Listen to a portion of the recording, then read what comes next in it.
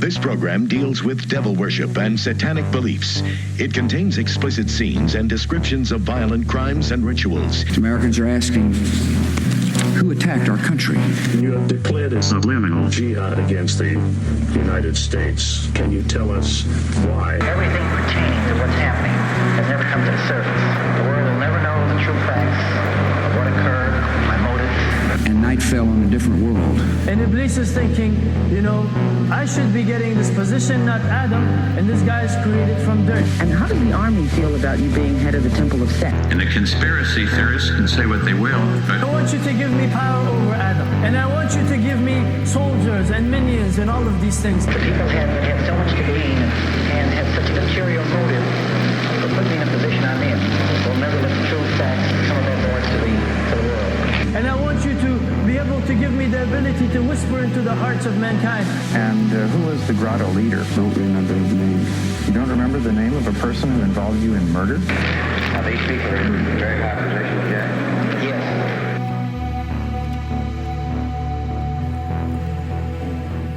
Welcome back to Subliminal Jihad, episode 77. I am your co-host, Dimitri. I'm Khalid. And today we are gonna, we're gonna explore a figure that's been in the news recently and somebody who just died at the incredibly appropriate age. We're gonna explore somebody who 80, just died, yeah. Mm-hmm. Yeah, at the very appropriate age of 88. Yeah, wow, yeah. I didn't even Yeah, our former Secretary of Defense, Donald H. Rumsfeld. Yes. A true paragon of manliness, other masculine values that have sadly vanished from our society in many corners, such as the degenerate coasts, embodying the family man ideal of Chicago. Yeah, good, solid, gosh darn Midwestern values. Yeah, exactly. But A prairie flower, or a strong prairie shrub, maybe? I don't know, like a strong stemmed prairie weed. Yeah, exactly. That you just can't pull out no matter how hard you try. Yeah, a strong reed. Yeah, a strong weed. Exactly the kind of masculine idea that we look to. One that you would probably spray Monsanto glyphosate all over, but still be unable to kill. But it wouldn't. Yeah, exactly. It's a genetically engineered weed growing in the prairie that's immune to herbicide, so you can spray it and spray it and spray it and buy more weed killer. And nothing will do. Yeah, he is in a way a kind of genetically engineered weed of our political system, or he was. And but today, he's the original government weed. He is the original government weed. But a lot has probably been said over the last few weeks. I'm sure a lot of people have chimed in. There's been a lot of articles written, actually not quite as many as you would expect, but there have been some reminiscences about Donald Rumsfeld and what he meant, including from our favorite documentarian, Errol Morris, who I'd almost forgot until right before we recorded, but did a documentary very much styled after the Fog of War documentary with Robert McNamara. I totally forgot that was an Errol Morris documentary too, and I actually forgot about the existence of that documentary completely. I do remember watching it, and it was incredibly boring. It was just like it was like the Interrotron with Rumsfeld for like 2 hours. And it was so forgettable that I forgot that I definitely had watched it when it came out, and it just did not. I think a lot of people did, because it was on Netflix. It was like a Netflix documentary.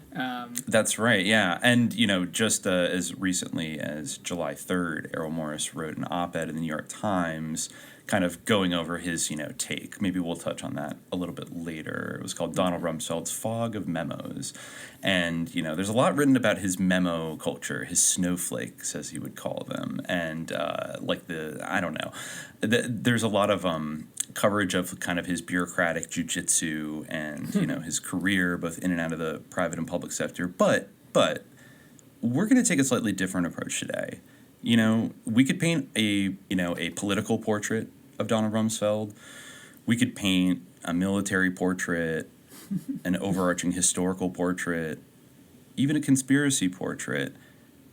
But I think instead we're going to explore a personal portrait of Donald Rumsfeld. Mm-hmm, yes. Very much. Yeah, a personal portrait. This actually goes back. We had to do it because this goes back to like deep, like pre-SJ lore, probably about 10 years ago. Yeah. And, you know, this is kind of a thing. When we both still lived in New York, I remember one day I was walking by the Strand bookstore near Union Square, and, you know, they put out like the $1 clearance books sometimes, and you flip through them. You know, sometimes you find something interesting, and this one day I found this book for $1. I still have the sticker in it. I'm looking at it right now, and it was called Rumsfeld, A Personal Portrait by Midge Decter. And it was, I actually see a crossed out original sticker here. List price $24.95, strand price $5.95, and then they tacked on strand price $1. So, so this on the back. I can only imagine, like, even 10 years ago, like in 2011, this would have been an incredibly irrelevant book because it's really frozen in time in like 2003 when it came out. Yes, it came out at peak Rumsfeld, like peak rummy fever, basically, right after the invasion of Iraq, and ends on a kind of a triumphant mission accomplished sort of cliffhanger of like all the haters were wrong. It's impossible to understate how like rummy fever this book is. This book really is like. Yeah, like it's a smallpox blanket of rummy fever. It's it's a bioweapon of rummy fever, you know, manufactured by Monsanto. But I think I remember us sitting around at my apartment reading this book one night and just like laughing our asses off at some of the passages. It has such an unexpected perspective on Donald Rumsfeld, which is from, you know, the author Midge Decter, who is a big figure in the kind of New York neoconservative milieu. She is actually, you know, the people that she's associated with, you would recognize very well. She's the wife of Norman Podhoretz, I think the editor for many decades of Commentary magazine, and, you know, prominent kind of a like Jewish liberal or leftist turned neoconservative. Right. You know, one of those like very influential people. He signed the PNAC document in the late 90s, you know, the new Pearl Harbor thing. And, you know, he of course also is the father of John Podhoretz, who is, you know, the New York Post guy. I think I haven't heard from him much in like the last couple years, but I feel like a few years ago he was on Twitter all the time. And I still see John Podhoretz like relatively frequently, like posting about bullshit, like, you know, your standard crap. Interesting. You know, maybe I blocked him in the same way that other people have to be, you know, like sort of Trumpy, like asshole, but he's still around. I see him relatively. You know. Okay, yeah, he's actually, I think he's the editor-in-chief of Commentary magazine now, so that's really a family business. And Midge Decter also worked for many years, you know, wrote for Commentary and was involved in all kinds of other kind of right-wing neoconservative think tanks and groups and media outlets and things like that. And, you know, it's interesting that people have dragged John Podhoretz so much over the last like 5 years that I'm actually a little bit shocked that I've never heard this book brought up in any context. You know what I mean? Yeah. I thought somebody would have beaten us to it. Yes. You'd think. But I guess no one has. No one else has discovered it. I mean, I guess it's pretty obscure. I don't know. Yeah, I mean, like, maybe... if I hadn't physically stumbled upon it in the clearance rack of like the Strand, I wouldn't have known about this book either. I don't think I've ever stumbled upon it online or anything like that. Or even if I had seen it, I wouldn't have guessed, without flipping through particularly the beginning and the end, the type of tone that this book has towards Donald Rumsfeld, which is basically, for lack of a better term, like, she wants to fuck Rumsfeld so bad. Yeah. She's hot for Rumsfeld. Yeah, that's really... I mean, we should just, like, read her words about Rumsfeld. The less you think that we're exaggerating, perhaps like, there's first like, that does not do paragraph. Justice to, like, just saying that she, like, is hot for Rumsfeld does not do justice to, I think she's like, in love with Rumsfeld. Like, I think she's like deeply in love with him. But anyways, this is an interesting window, I think, like into a paean to Rumsfeld's sexuality. Like, there's these long, like, you know, ruminations on how sexy he is. Like, it's like literally. Literally. Yeah, I mean, and that's like where it starts. Like, it doesn't start like, talking about what a statesman he is. Like, that is like the basic platform from which this book is operating. It's like, he is so sexual.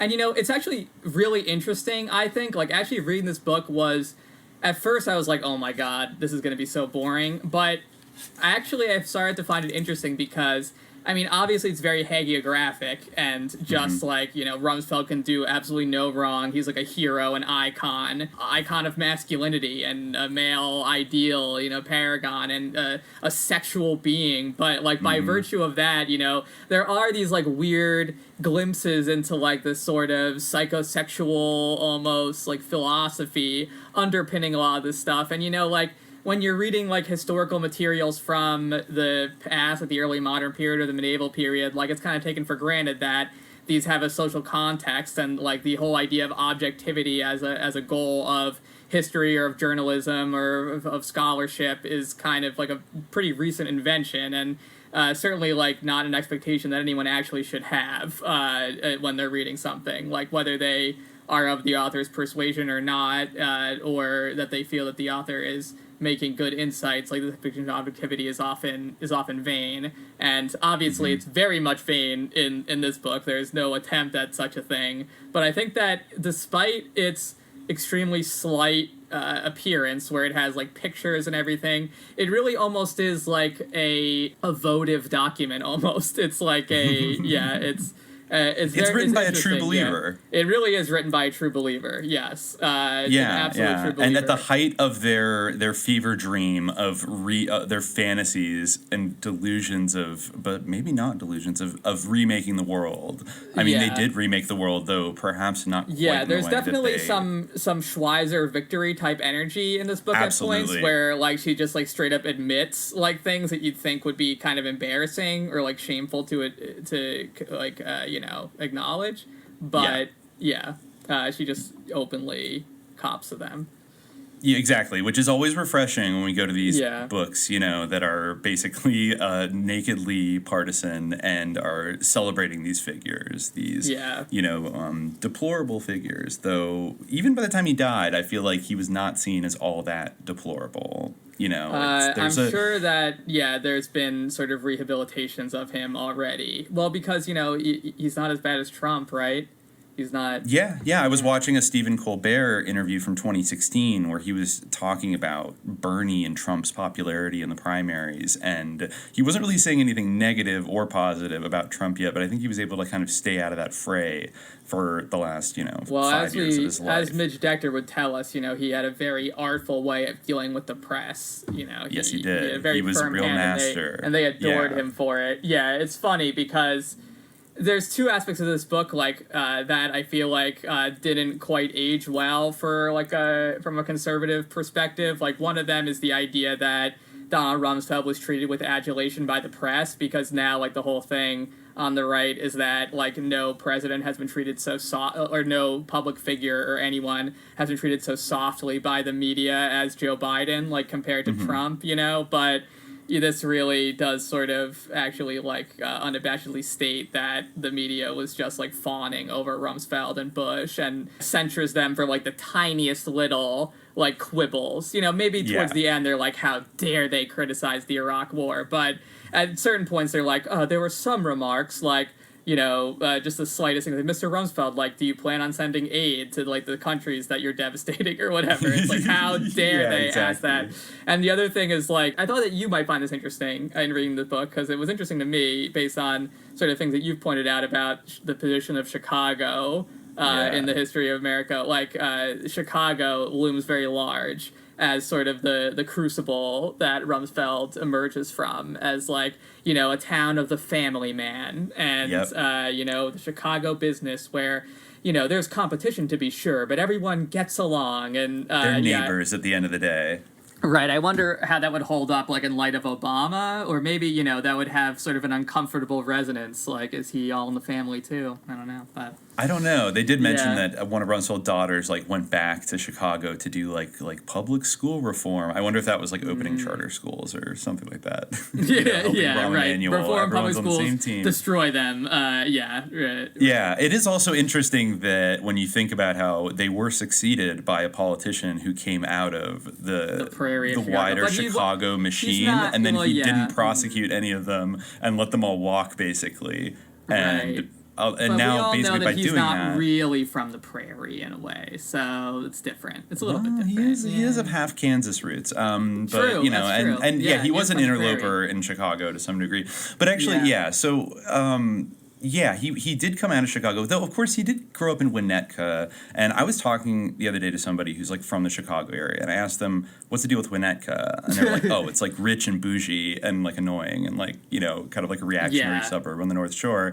And, you know, but Midge Decter kind of portrays it as just this, like, down home. But she does mention in a kind of a funny, kind of classic conservative way of, like, their values, you know, translated to them all having big, like, stately houses and things like that. And it's like, oh, okay, because they had such values of thrift and community and blah, blah, blah.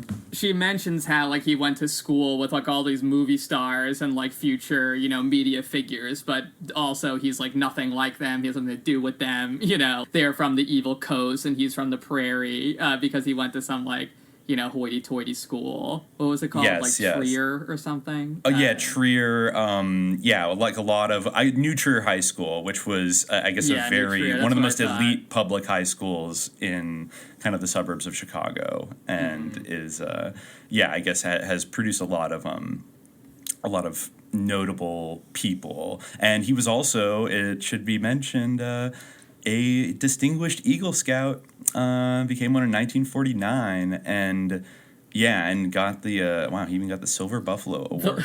The list of New Trier High School alumni on Wikipedia has its own page. Because there's so many notable people who came out of the high school. Interesting. The including New Trier Rahm Seal. Emanuel.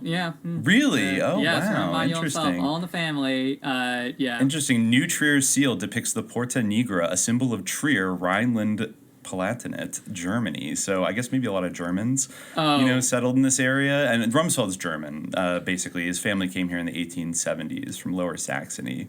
And I don't know why, but on Wikipedia it says that he was ribbed as a child for looking like, quote, a tough Swiss.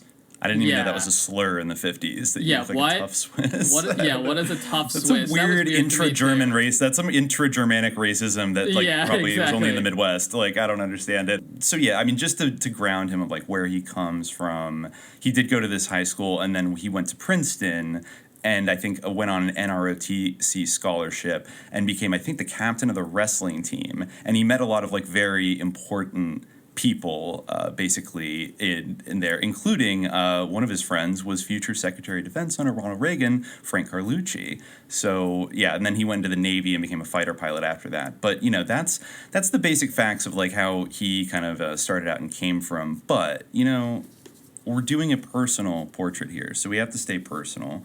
Mm-hmm. And I think before we get any deeper into his biography, should I just read the first part of the prelude here from Midge? I think so, yeah. Let's, prelude. Let's go. Yeah. Okay, so this is how she starts the book. It was a warm autumn evening in 2001, and we were dining al fresco on a terrace overlooking New York Central Park. A woman I had known for many years, a handsome, elegant, and well-connected member of the city's cultural and artistic community, was seated across from me, and as dinner wore on, the name of Donald Rumsfeld came up in the conversation, as it would from then on so many times. "Oh, Rumsfeld," she practically cooed. "I just love the man. To tell you the truth, I have his picture hanging in my dressing room." I was startled. In what was clearly a most interesting life, this very clever woman had known many famous and important men, and the idea that so cool and worldly a denizen of New York society had hung Donald Rumsfeld's picture in her dressing room as a smitten girl might do, assuming that a smitten girl even had a dressing room, left me in a state of wonderment. What was going on here? I myself had known Rumsfeld for a number of years, though I cannot say I had known him well. Our connection had been largely professional, in that years earlier I had been the director of an organization for which he had served as honorary chairman. That was the Committee for a Free World, by the way. Awesome. What I had mainly known of him then was that he was someone immensely intelligent and tough-minded, and an untiring advocate of a strong American defense. I had been very pleased then, as one would be in the case of someone who knows and respects, when after more than a quarter of a century he had been returned to a high position in the United States government. But for him to be the object of so very feminine a kind of admiration was something altogether different. This was the stuff, no other word would do, of glamour. In the days and weeks that followed, I would encounter a number of other women who made roughly the same kind of response to the mention of the name Rumsfeld. Moreover, unlike my dinner companion, some of these women were, to put it mildly, inclined to be far from sympathetic to his political orientation and that of the administration he had been appointed to serve. Nor, to be sure, was this discovery of Rumsfeld a topic of conversation for women only. Men, too, including men who had likely known nothing of him before, seemed to be paying special attention and speaking of him in tones of the highest admiration. He was at that point still the country's relatively new Secretary of Defense, and thus, one might have thought, hardly a figure to have attracted either that particular kind of amount of public notice. True, the country had just gone through the trauma of discovering on 9/11 that America, too, was vulnerable to terrorist attack. We were now at war in Afghanistan, and true, the Secretary of Defense was someone with a major part of the responsibility for overseeing the direction of that war. Still, there was a quality of the attention being paid him that went beyond both his title and his role. Indeed, with only a few exceptions, it is to be doubted whether many people, except of course those with especially keen interest in the affairs of government, can remember either the names or years of service of all but a few of their country's past Secretaries of Defense. Moreover, in a long and very far from undistinguished career, Rumsfeld had also been a congressman, director of a government agency, a diplomat, a White House chief of staff, a successful businessman, and he had even, albeit briefly, run for president, all without his virtues and attractions having become the subject of heated conversation at fashionable New York dinner parties. Yet here now was Donald Rumsfeld, whose name and fame were being sung all over town. In time, of course, there would be another war, and with it even greater admiration for the man in charge, along with much controversy, particularly among America's allies, or perhaps the more accurate term will have turned out to be America's former allies in Europe. I love that line. Yeah. Yeah. Just how all this had come to pass and what it might mean were, I thought, questions that merited some serious looking into, and thus the story that follows, told as it were, in mid-flight. It's certainly in mid-flight, yeah. A great thing about this book is that, like, according to this book, like, the war in Afghanistan is over, and so is the war in Iraq. And, like, Rumsfeld just, like, expertly executed them in 6 months. And they're done, and, like, all the haters were, as you said, just completely proven wrong and annihilated. And, you know, destiny lies ahead. And we're moving on to, like, North Korea and Iran, you know, like... which he did say in one of his many snowflake memos that... Didn't he directly advocate regime change It's super in obvious. In reading this, like, I wanted to find that specific memo, but I guess, you know, it was just, like, people knew that it was released and it was a classified memo, but there now is, like, a library of all of Rumsfeld's memos and his, you know, little short memos, his snowflakes that you can read, and... It's abundantly clear, even from, like, the public unclassified memos, that he had, like, a certain agenda in mind, like, well before 9/11 happened. Iraq being at the top of the list, but also, like, Syria, Libya, Iran, obviously, and, North Korea, etc. Yeah, Venezuela comes up, Syria comes Pakistan, weirdly, comes up constantly, where he was concerned, because, you know, they have the Islamic bomb. So that's they could go rogue. They could fight with India, and that's a problem. So might have to fight them too. Just saying. It's really shameless because it's all like, you know, whenever they're like, oh, what's our plan for this? They're always like, how much oil do they have? You know, things like that. There's even like a part in Midge Decter's book where she's comparing Iraq to Afghanistan, and she says something like, fortunately, Iraq did have, she's comparing Iraq to, or the second Iraq war to what happened in Kuwait, where Saddam Hussein sabotaged the oil fields. And he's like, fortunately, the oil fields weren't sabotaged, so there was, a good nest egg with which to rebuild Iraq's economy. Like, yeah, right, okay, thank you. You said actually moving in fast without sort of the proper planning and like amount of troops and everything else was actually saved tons of lives because we didn't genocidally just airbomb a bunch of civilians. I mean, like we did, so we still killed civilians, but I guess we didn't kill as many as George H.W. Bush did during the first Gulf War, which actually, I kind of ironically, I'm sure they were both maybe not at the time awful. Of her writing it. Like, maybe definitely not. I don't know if Fallujah hadn't happened. The Battle of Fallujah had not happened yet. Mad Dog Mattis hadn't been taken off the leash, I don't believe. So, there was lots of carnage to follow. But even the original shock and awe, I remember watching that on TV. I mean, they were... those bombs definitely... But, he bragged so much about the, laser-guided precision bombs. Yes, and he made everything sleek nature. And effective, yes. That is something, actually, that we maybe gets, like, forgotten about the Bush administration a little bit, because I feel like now they're mostly associated with launching a major ground invasion and, like, committing tons of troops, but I remember in the early 2000s, this book reminded me that there was all this like back and forth. They're actually like the thing that the Democrats would bring up more often as their version of an anti-war argument was like, you should have gone in with 400,000 troops, not 150. Exactly, right? Yeah, why didn't you? Yeah, it was like Rumsfeld tried to do it on the cheap because he believes in like modern techno war, which he did, and that's the thing that I think now that's associated with like Obama and the Democrats. They love the JFK special war and using drones and special ops and things like that. But actually, Donald Rumsfeld came into the position in 2001. Basically wanting to do that to the military. He wanted to like and he strip actually it down. did in a way. That's what. Yeah. Well, something interesting that he did, that she discusses towards the end of the book, was that he like extended term limits. So basically, he like rigged it so that like the people that he liked could be positioned longer, and the people that he didn't like could be forced out. But there was a little bit of street, and he was all about like.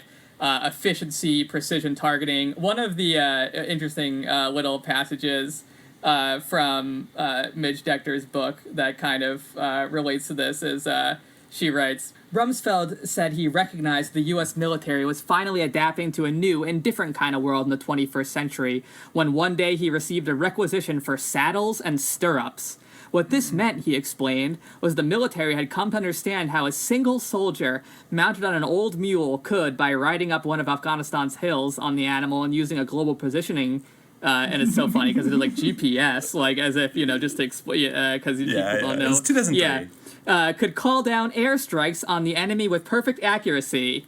Wow. Such a person on horseback with a, with a GPS device. Yeah, they would certainly be a dark cowboy riding through the night on their mule. They would be a dark born to kill cowboy if they were able to do that. Wow, wow. Yeah, I mean, there you go. That's so he doesn't get credit for that, but that is a thing that basically. I mean, Obama didn't just think up drone warfare when he came into office. Like, these things were being built. I mean, they were being developed in the 90s, but Rumsfeld was like the main person that rolled out all these new technologies to the battlefield and integrated them in all these new ways, and that ended up being fundamental to how the U.S. military conducts itself today. I mean, this is the new era of like the war on the the infinite war on terror and kind of special ops and counterinsurgency and like air war and like sort of collaborating with like insurgents. And this is definitely what is going to be like the next era of the JC ADC2 or whatever the hell that thing is called, that algorithm, that like basically that like Mike Flynn's brother is like helping implement, that is going to integrate the sort of command and control like across every single branch of the armed services and the intelligence community to like coordinate counterattacks like across the globe simultaneously, seamlessly. That was kind of Donald Rumsfeld's vision of what he wanted, like lighter, faster, and really like targeted and aggressive. And I mean, I don't know. Like we'll get into the whole thing about Iraq. I mean, obviously, Midge Decter does not provide a kind of satisfying, rationale for.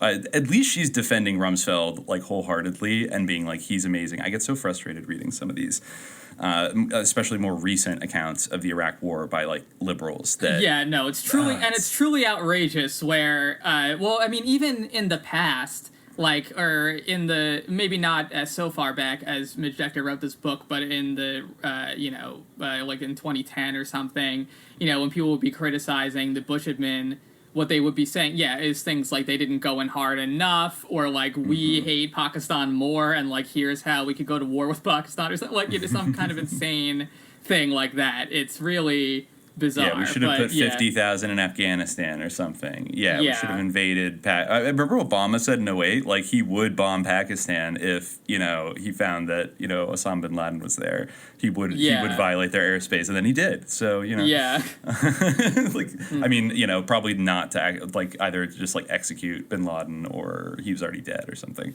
I don't believe any of that shit. But anyways, Well, it's they also had to use in the invasion of Iraq. Part of the shock and awe, like in the background, shadow teams were going in to take out the Scud missiles to protect Israel. So there is that type of stealthy special war techniques happening, even in this apparently spectacular invasion. And actually, it was kind of interesting. I didn't tell you I was going to do this because I didn't want to have to inflict it on you, but I watched the first time Vice the other night, which I had avoided for several years. I got a vibe from it that it's like, this movie's probably going to piss me off somehow. Kind of like Oliver Stone's W or something. Well, as we know from Amy, that movie is about Donald Rumsfeld, right? Because he was the vice president. Well, no, Dick Cheney. Well, no, I was saying. That's right. Oh, yeah, I'm sorry. Yeah, you're right. Right. You're right. Yeah. No, I forgot about that. Yeah. Oh, yeah. Didn't she say that Rumsfeld was the VP? She was like, if he hadn't been the vice president, someone else would have been. Oh, that is true.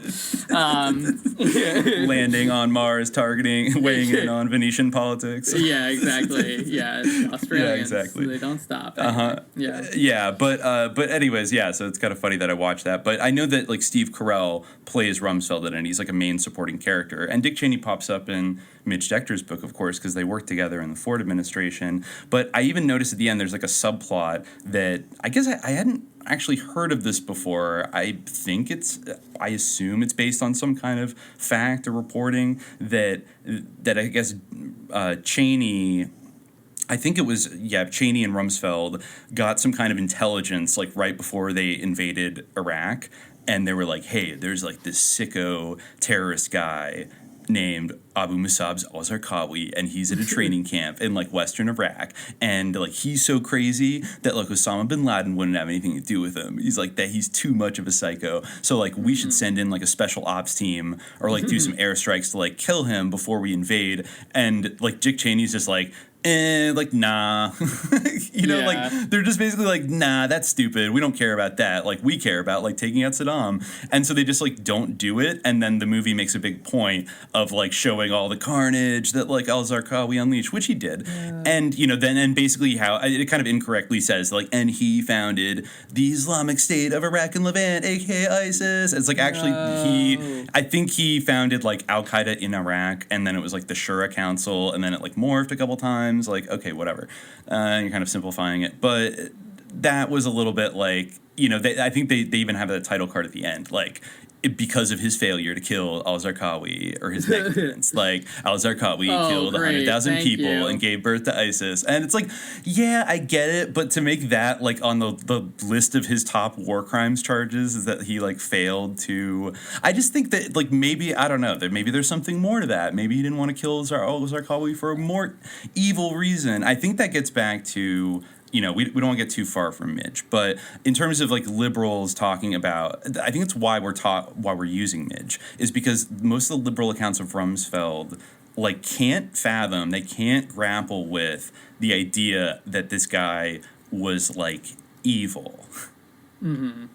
And I feel like with every year that goes on, the ability to look at the Bush administration of those 8 years as evil gets more and more distant and difficult for liberals. Like, first it was George W. Bush. Oh, he's so cuddly. Look at him and Michelle. Oh, he's painting. All that kind of shit. And then, I think Rumsfeld even had, with that Errol Morris documentary, and going on Colbert in 2016, he did have, like, Midge Decter almost even has a point that, like, like, hip socialites and with it girls were a little bit charmed by his Midwestern, like, just his, like, unflappability. Yeah. Oh, that's great. But, and then then now it's like even Dick Cheney with that movie, which, does paint him as, okay, he's a monster, but I feel like it doesn't explain him all that well. It's kind of a Charlie Wilson's War type thing where it's like, we're abandoning them. Yeah. A little bit. Yeah, like you should have just killed Zarqawi or something. I don't know. It's just... I mean...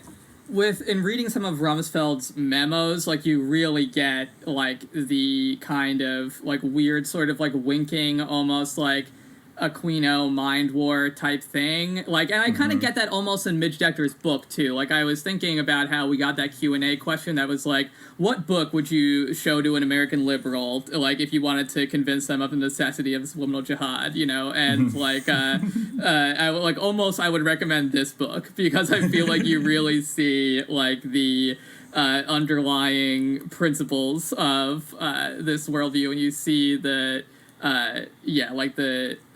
image of Rumsfeld that is had, and you really get it's so thin and almost so shameless, that you can see through it. You can see like the winking in a way, reading his a pretty famous memo from February 2001. Where he says, the threat of terrorist attacks on U.S. facilities and interests has come to the fore. We are seeing increased networking and cooperation among terrorist groups, which makes the threat more pervasive and harder to track, raising the likelihood of surprise and making it more difficult to assign responsibility and to take action. All the same, we believe that Osama bin Laden... It's interesting because he spells his name like kind of in the more... doctrinaire manner, where he has the U and the I instead of the E and the O, which, is like generally standard transliteration for Arabic, but I mean, anyway. And his associates remain the most immediate and serious threat. So it's weird, like, it's kind of like, but if you read these things, like, and if you read Midge Decter's book, I think it really does seem like he did 9/11, Like, she mentions up front that he was like that there had been plans before 9/11 of like what if we invade Iraq, like, and, it's almost more persuasive. Embraced. Yeah, oh, for sure. Like, on May 22nd in 2001 at 7:28 a.m., he sent a memo that was just a list. As Midge Decter points out, he loved to make lists. And this is the kind of brilliant list that he was making. Areas, 1, Iraq, M-ME, the Middle East. 2, Iran and Khobar. 3, Balkans. 4, India/Pakistan. Kashmir, confidence-building measures. 5, North Korea. 6, Taiwan Straits. 7, China and its neighbors. 8, Russia and the former Soviet republics. 9, Japan and Okinawa. 10, Colombia, Latin America regional policy. 11, Central Asia. 12, Africa policy. So the entire world, I guess, is obviously a priority, but, Iraq is on top. And then others, 1, WMD and ballistic missile proliferation, BM. 2, U.S. alliances worldwide, parentheses, a way ahead. 3, intelligence. 4, spectrum. 5, crisis management. War powers / presidential options pre-conflict. And that's in May 2001. Especially that last thing, like 1, WMD proliferation, and then crisis management, war powers, presidential options pre-conflict, U.S. alliances worldwide. Like, what are you preparing for, Rumsfeld? Yeah, there's one that was truly amazing. That's just like one of his little snowflakes. That was literally on September 5th. Who did he send it to? But it was literally like just one sentence. But it was just like, I need a new plan for Iraq fast. That was just it. It was like September 5th, 2001. It's like... Let me see. I might have it here. July. I think I definitely put in the word Yeah, this is... I see it here. Oh, this I labeled it LOL. Yes. Is this July 27th, 2001 to Condoleezza Rice? It's September 5th. It's to Colin Powell, CC, Dick Cheney, and Condoleezza Rice from Donald Rumsfeld. Subject, Iraq. We simply must get a policy for Iraq settled fast. Thank you. That's it. I see it right here. September 5th. September 5th. Wow. Yeah. Okay, cool. And, even if you look back just a little bit, in July 27th, he sent to Condoleezza Rice, CC to Dick Cheney and Colin Powell, subject, Iraq. I recommend we have a Principals Committee meeting on Iraq to be followed by a National Security Council meeting. So I guess this is his background. I guess this is what he was thinking earlier on. I haven't read this yet. Let's see how sus. We have discussed Iraq on a number of occasions. The discussions have been inconclusive. Several things have evolved in the intervening period. And then he lists a few things. Sanctions are being limited in a way that cannot weaken Saddam Hussein. He undid the UN inspections in the 90s and is working now to further undo the sanctions in the no-fly zones. He appears to believe he is getting stronger. His general behavior and relationships with his neighbors suggest he is riding higher than a year ago. 2, the routes into and out of Iraq seem to be increasing. One has to assume the volume and mix of materials he desires are increasing. 3, we have had a series of coalition air incidents which thus far have not resulted in the shooting down of a coalition plane, but this is an increasingly likely danger. The recent firings demonstrate 2 things. 1, a greater degree of Iraqi aggressiveness, and even more important, 2, what appears to be significantly improved Iraqi air defense capability, coupled with a reduction in U.S. ability to know what they are doing, partly because of their improved fiber optic linkages. Proposal. We have a number of options with respect to the northern and southern no-fly zones. They include 1, continue current U.S. course, with the distinct possibility that a coalition plane will be shot down and the crew either killed or captured in the period immediately ahead. If some important U.S. interest is being accomplished by the flights, it is well worth the risk. If not, it isn't. So basically, if we want this to kick off something, then we should let these people fly and get shot down. Okay, so 2, you got to read through the lines, or read between the lines here. 2, undertake a fairly significant U.S. strike against Iraq's fiber optic links, radars, SAM sites, and perhaps some asymmetrical strategic assets that would impose a more than tit-for-tat cost on Saddam for his endangerment of our pilots. A number of the currently proposed targets are near Baghdad. Hitting them would result in a great deal of attention on CNN, accusations that Iraqi civilians were killed, and strong, potentially explosive, public expressions of consternation from our moderate Arab friends in the region, even more so than was the case during the last major strike in February. Mm-hmm. Finally, this is the last option, the U.S. could either discontinue or significantly reduce the number of flights in the northern and southern zones. However, if we seek to limit the risk to coalition aircraft by cutting back on the number and/or locations of patrols, Iraqi air defenses will continue to improve, which will further add to the risk and create increased pressure to limit the patrols still further or stop them altogether. And he says the broader context, while it is important, indeed necessary, that we confront the no-fly zone issues, the NFZs are only a piece of a set of broader Iraqi policy issues. It is the broader subject of Iraq that merits the attention of the administration. There are people in the administration who can come up with a variety of more nuanced options. However, for the sake of beginning the discussion, here are some possibilities. 1, the U.S. could roll up its tents and end the no-fly zones before someone is killed or captured. We can try to figure out a way to keep an eye on Saddam Hussein's aggressiveness against his neighbors from a distance. We can publicly acknowledge that sanctions don't work over extended periods and stop the pretense of having a policy that is keeping Saddam in the box when we know he has crawled a good distance out of the box and is currently doing all the things that will ultimately be harmful to his neighbors in the region and to U.S. interests, namely developing WMD and the means to deliver them and increasing his strength at home and in the region month by month. Within a few years, the U.S. will undoubtedly have to confront a Saddam armed with nuclear weapons. Yeah. A second option, scary. A second option would be to go to our moderate Arab friends, have a reappraisal, and see whether they are willing to engage in a more robust policy. We would have to assert strong leadership and convince them that we will see the project through and not leave them later to face a provoked but still incumbent Saddam. The risks of a serious regime change policy must be weighed against the certainty of the danger of an increasingly bold and nuclear-armed Saddam in the near future. Right. 3, a third possibility is to take a crack at initiating contact with Saddam Hussein. He has his own interests. It may be that for whatever reason, at his stage in life, he might prefer to not have the hostility of the United States in the West and might be willing to make some accommodation.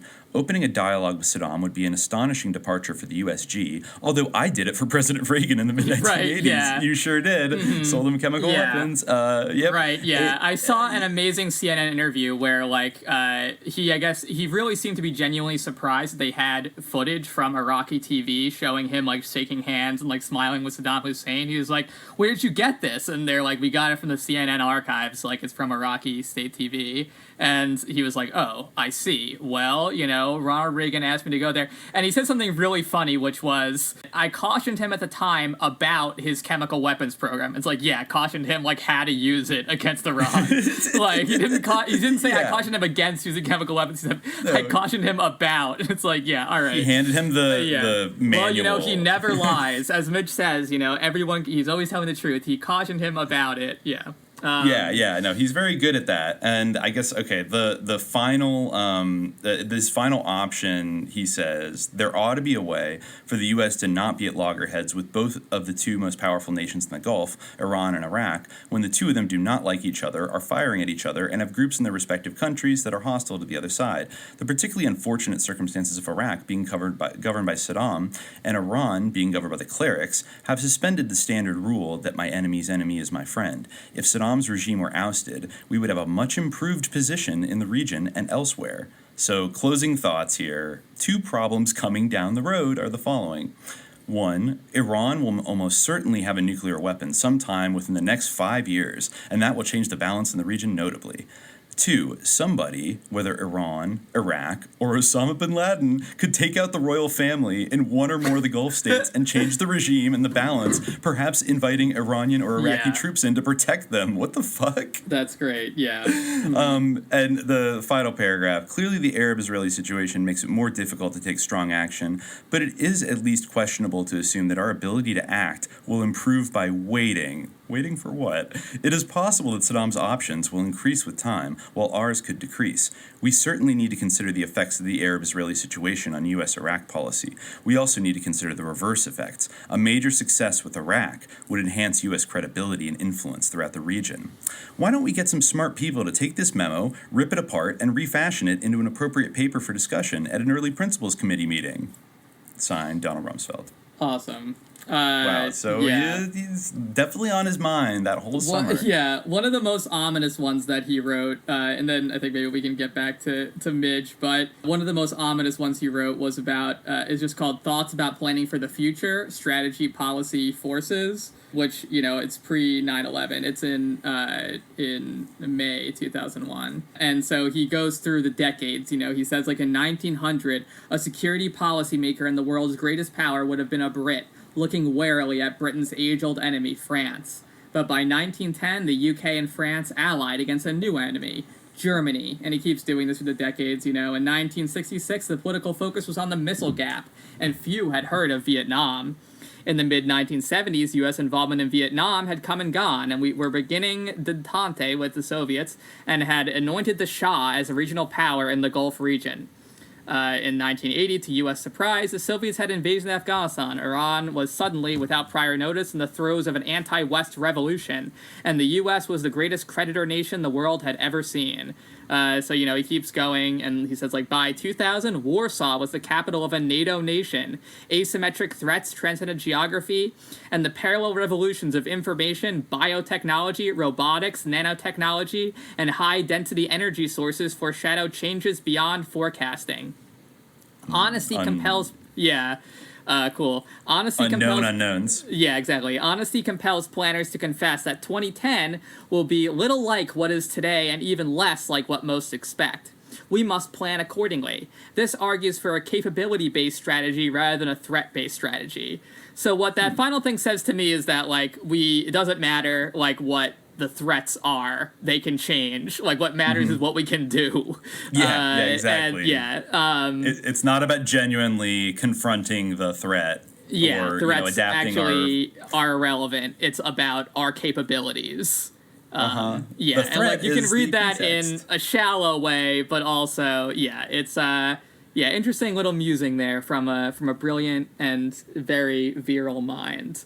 A virile wrestler. mind. Yes. So, a heartthrob. Yeah. Speaking of virile minds, so back to Midge, and I mean, maybe we'll just go through his entrance into the career, his career in politics. 2 little gifted child sus marks against him. Going to New Trier High School and being an Eagle Scout. Midge wrote that located in Winnetka and serving several of the surrounding communities, New Trier continues to be notable for being one of those high-achieving suburban American high schools, some would say the highest achieving in the nation, whose graduates have famously gone on to distinguish themselves in a wide variety of fields: law, business, politics, journalism, and the arts and entertainment. It was, for example, the high school attended by such famous stars of the silver screen as Ralph Bellamy, Charlton Heston, Anne Margaret, Rock Hudson, Bruce Dern, and Hugh O'Brien.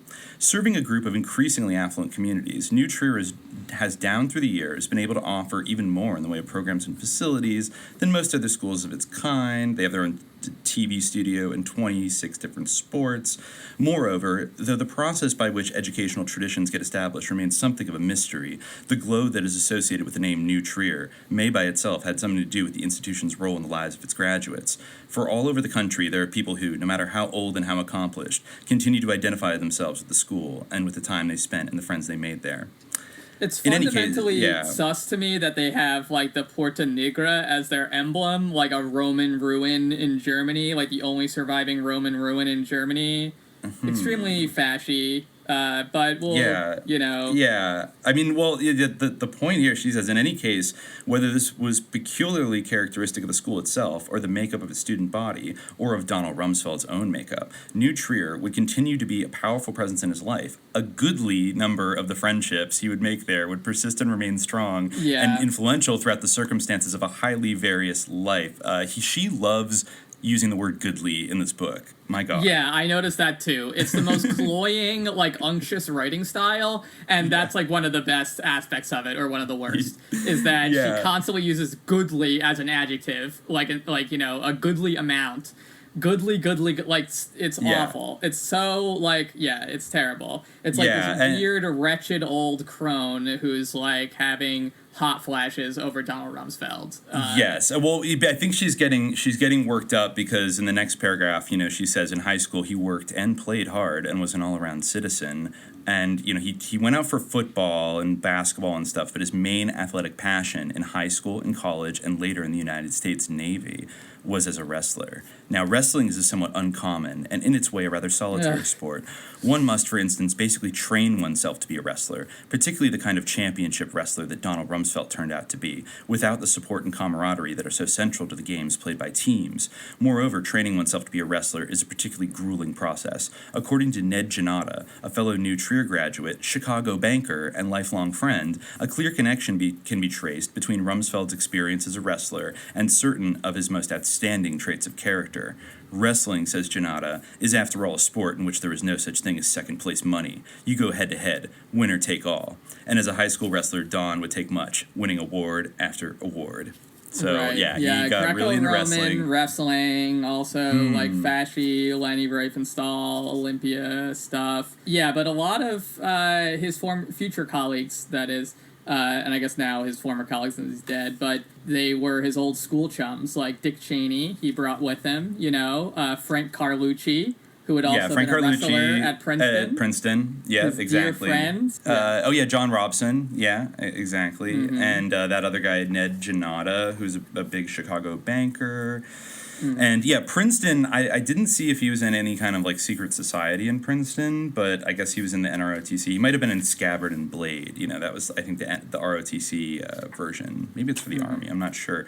But, you know, I guess he entered Princeton in 1950, and Midge writes, speaking of fateful, he opted to concentrate on government and politics. He corresponded with Joyce, which was like his high school sweetheart. He eventually married. Right, and blah, blah, blah. They were going back and forth. It was all very, that's what was fateful too, you know, that they were separated. You know, she was at a different school, but eventually, you know, love found a way, I guess. Mm-hmm. Yeah, exactly. He got an NROTC scholarship, so he would join the Navy after graduating. His father was in the Navy. He spent some time in spooky Coronado, I think, as a young kid. And then after graduating, he interrupted his breakfast one morning, went over to Joyce's house, and asked her to marry him. Then, so legend has it, as soon as she said yes, he returned home where a college friend was awaiting him for lunch. Not very classy, he laughs. Okay, yeah. Not very classy. Maybe Midge is just kind of fantasizing, like, he's not really in love with her. He loves me. Yeah, or something like that. So I guess Ned Janata, the banker, also joined the Navy and moved to Pensacola with Rumsfeld and was also a pilot. And they kept hanging out and being friends. And I guess, you know, he just missed the Korean War. He was a little too young for that. Right. There's a funny quote from Midge where he talks about how, you know, he had never actually fought in any war just due to, like, the timing. It was near the end, you know. Yeah, it was about the awesome responsibility of sending our boys into combat. The misfortune of the timing. Rumsfeld had trained for war in the Navy and had for long years remained in the Naval Reserve. until, as he once joked, as Secretary of Defense, he had booted himself out. But the timing had been such that he had not actually been called upon to fight in a war. Like, wow, how inconvenient that he wasn't called upon. He just barely missed all those actual times where he would have been in danger. And unlike Cheney, who got everyone. six Vietnam deferments or something. Yeah, that's the case with a lot of these people. Like his mentor in the sort of defense. No, like in the defense department. He was like the chair of like the net assessment committee in the Defense Department. Andrew Marshall. Yeah, Andrew, that's the Yoda, right? Yeah, Yoda. Yeah, exactly. He was the director of the Office of Net Assessment for like a million years, like from 1973 to 2015, and he also like had a heart murmur. So he couldn't serve in World War II. This guy was around forever. Like he is kind of like Mr. Deep State. Right.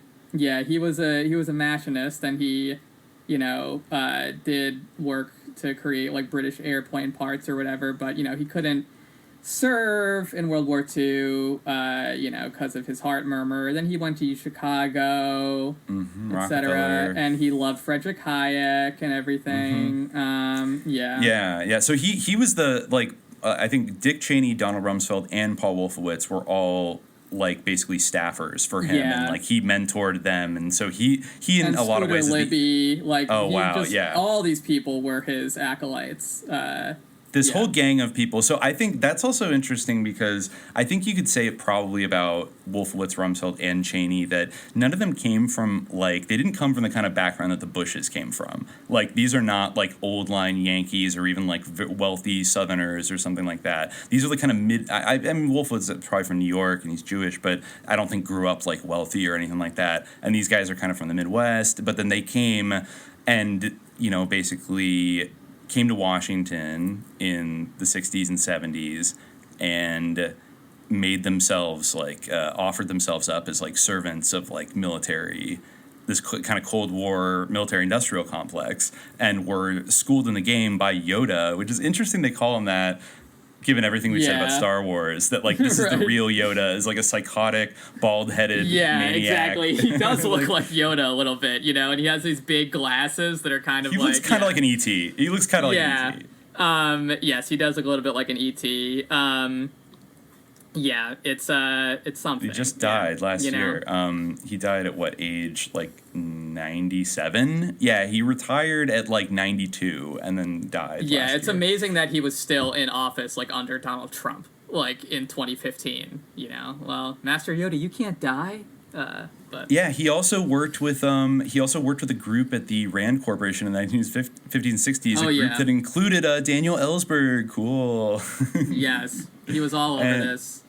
Oh yeah, I remember. There's this kind of interesting sus quote that I've seen attributed before by General Chen Zhao of the People's Liberation Army, who said, "We studied RMA, that's the Revolution in Military Affairs, exhaustively. Our great hero was Andy Marshall in the Pentagon. We translated every word he wrote." Wow. So yeah, that was from an Economist article called "The Dragon's New Teeth" from 2012. They mentioned Midge mentions the RMA in this book during the part where she's talking about. It's actually an interesting part where he's talking about his extreme interest in Iraq from very early on. He's always been in and out of public service and the business community, as he talked about, working for Monsanto, working for Searle. He actually was a board member for Kellogg, I noticed. There's that Chicago connection. All these different Chicago companies. She wrote that, as might be predicted, he belonged to a number of corporate boards: Bendix, Sears, the Chicago Tribune, Kellogg, and others. He attended to the affairs of each of these companies. For some reason, the men who run them, and perhaps someday a cultural historian will explain how and why, the men who run the major businesses in Chicago not only have certain interests in common, they also, in any case, an impressive number of them, seem to be genuine colleagues. When it comes to Chicago, the term business community, used so freely in newspapers and magazines to denote a large and somewhat inchoate political and economic mass, is actually precise. The executives there who sit on one another's boards work together, play together, and run the civic and cultural life of the city together. Since Chicago, though a great city, is not the Garden of Eden, there must be some amount of rivalry among them. But the heat and sweat of competition, whether business or social, do not seem to reverberate down Chicago's streets and through its clubs and restaurants as they do in, say, New York. Yeah. They work together, they play together, they hunt anti-silk toppers together. Yes, exactly. But, in that capacity, while he was kind of going in and out, he was doing all sorts of things, serving on these boards and also... also, did we mention, he starts out in politics by becoming a congressman from Winnetka in 1963, a pretentious year. And, Winnetka, pretty, conservative, affluent suburb. And then I think that's when he gets hired by the Nixon administration. I think actually his first job was working for the Office of, the Office of Economic Opportunity, which was actually a Great Society program left over from Johnson. Yeah, and I remember he came in and he and his friends were all horrified because they were like posters of Che Guevara on the wall, and they were all socialists hilarious. And they were anti-poverty, something like that. I think Midge even says the anti-poverty contingent had taken over, but he stopped all that and he turned it into an experimental place where they could experiment with different programs or something. Experimental. Yeah. This is the interesting passage here because he ran into some actually pretty big people in this office. Yeah, in late May of 1969, Rumsfeld was confirmed as head of OEO by the Senate. There now began a round of making new connections and friendships that would, as in the case of New Trier and Princeton, be fated to go on, as it were, forever. Quote, "It's important to me to work with people who have a sense of humor so that it can be comfortable to work for long hours. Among those he brought to work for him were a young former academic named Richard Cheney. Another was a young lawyer named Frank Carlucci, who had also been a wrestler at Princeton, as well as the roommate in law school of Rumsfeld's dear friend John Robson, who would one day become Secretary of Defense during the second term of President Reagan. Then there was Kenneth Adelman and his future wife Carol, a graduate student at Georgetown, who had come with Don to OEO from his congressional office. After a while, two young interns, one a recent graduate of Wheaton College named Christy Todd, later to become Christy Todd Whitman, and the other an All-American basketball player from Princeton named Bill Bradley, would spend some time hanging out at OEO. Rumsfeld never ceased believing that Bradley should have been a Republican. He also appointed Terry Lenzner to be the director of the agency's legal services department, but in this case, far from cementing a friendship, the appointment would soon bring unhappiness all around, and with a little prodding from Nixon, it would end in a parting of the ways. For Lenzner had enthusiastically embraced much of the ethos of the radical, quote, anti-poverty community, thereby making not only President Nixon, but also California's Governor Reagan very unhappy with him. Yeah, I want to see the Che quote, the posters on the wall. Oh yeah, here. When Rumsfeld arrived at OEO, he discovered a situation more out of control than even he, for all his early opposition, had imagined. The agency was basically a hotbed for the preaching and teaching of, quote, community action, a euphemism for stirring up radical opposition in the name of the poor to a whole variety of forms of government authority. Frank Carlucci would in later years speak to interviewers of his shock when, on going through OEO's offices for the first time, he found the walls plastered with posters of Che Guevara and other equally lively examples of what the communists used to call agitprop. Next, it was discovered that pamphlets and other material were being circulated among community action groups funded by OEO that advocated demonstrations, boycotts, and if necessary, violence as legitimate weapons of the poor against their governmental oppressors. Taking over in the middle of all of this, Rumsfeld devised for himself a policy that he believed, or perhaps only hoped, would provide him with a means of bringing the agency under control. That is, he decided that under his direction, OEO would become a kind of experimental laboratory whose successful programs, should there be any, could then be distributed among the various relevant government agencies and departments. He would act on this new policy by delegating the Head Start program, long regarded as the great success of the anti-poverty initiatives, to the Department of Health, Education, and Welfare. And, as a further sign of the agencies being under new and different management, he served notice that beginning with the city of Minneapolis, and if need be, going on from there, OEO would cut off all funding for those radical activists who had seized control of community action programs. But in truth, he was up against nothing less mighty than a cultural tidal wave, one, moreover, to which his president, with other things on his mind, was basically ready to surrender. Except perhaps here and there in the margins, it seems unlikely that the Office of Economic Opportunity progressed very far in the direction direction of reform, let alone transformation. So he failed to stop the communist plot of they're funding Antifa through the Great Society office. It's horrible. But he was fighting the good fight. He tried to kill it, and that is an interesting vibe. You would not see that today. I feel like if you walked into as much as conservatives would want to believe that you would, maybe if you walked into certain nonprofits, they would have pictures of Assata Shakur or something on the wall. But that's not plausible. Yeah. Mm-hmm. I have a hard. In a government office. I mean, it would be maybe something that was getting government funding, an Acorn type thing. You could see someone who might be considered radical by a right-wing person, maybe. But it's definitely a different climate. After he was in Congress, he became the ambassador to NATO. After that job, he was Nixon. I guess it was a fuck you kind of appointment. It was in sort of the midst of what Midge speculates. Is it true that Rumsfeld had long been less than comfortable with Nixon's innermost circle? H.R. Haldeman, John Ehrlichman and company, not to mention the personal friends with whom Nixon preferred to relax. Did he then cleverly conclude that the political operatives in the White House, and perhaps even the president himself, had ultimately been responsible for Watergate, or at least the crime of covering up Watergate, and that it would be the better part of wisdom to find himself a spot somewhere out of town? Or was it that, in accordance with some inner Rumsfeldian time clock, he had learned what there was for him to learn from this White House, and so felt that it was now time to be moving on? The answer is both of the above. But there was something moving in him as well, and that was an ever-growing interest in foreign affairs. He morally disapproved of Watergate, so he was like, I must go to be the ambassador to NATO. But that's a charitable way of reading it. I want to get out of the way. I don't want to get dragged down in this bullshit and basically duck out of the way for a little while. Because wasn't also George, I believe at this time, I have to double check, I think George H.W. Bush was the ambassador to China at the time. So he was out of the country as well. All these, and then they all came in the Ford administration, as well as Dick Cheney. And I think I'm willing to bet that they saw the ship was going down, and they were outraged because of Watergate. That was a bridge too far for them, and it was the worst thing that any president has ever done. Certainly worse than anything that any of them ever did. So they were obviously incredibly furious at that, and so they all took appointments overseas. But then, as you said, they came back when Ford, Rumsfeld, old friend, from Congress. Yeah, he came back. He was now president after all of that. He was named chief of staff. Yeah, the big shakeup started to happen, right? Mm-hmm. Yeah. And of course, our favorite family, Nelson Rockefeller, was appointed vice president. That's when Rumsfeld gets his real taste of executive power and brings in the gang that would come back to haunt all of us in our young lives. 40 years later.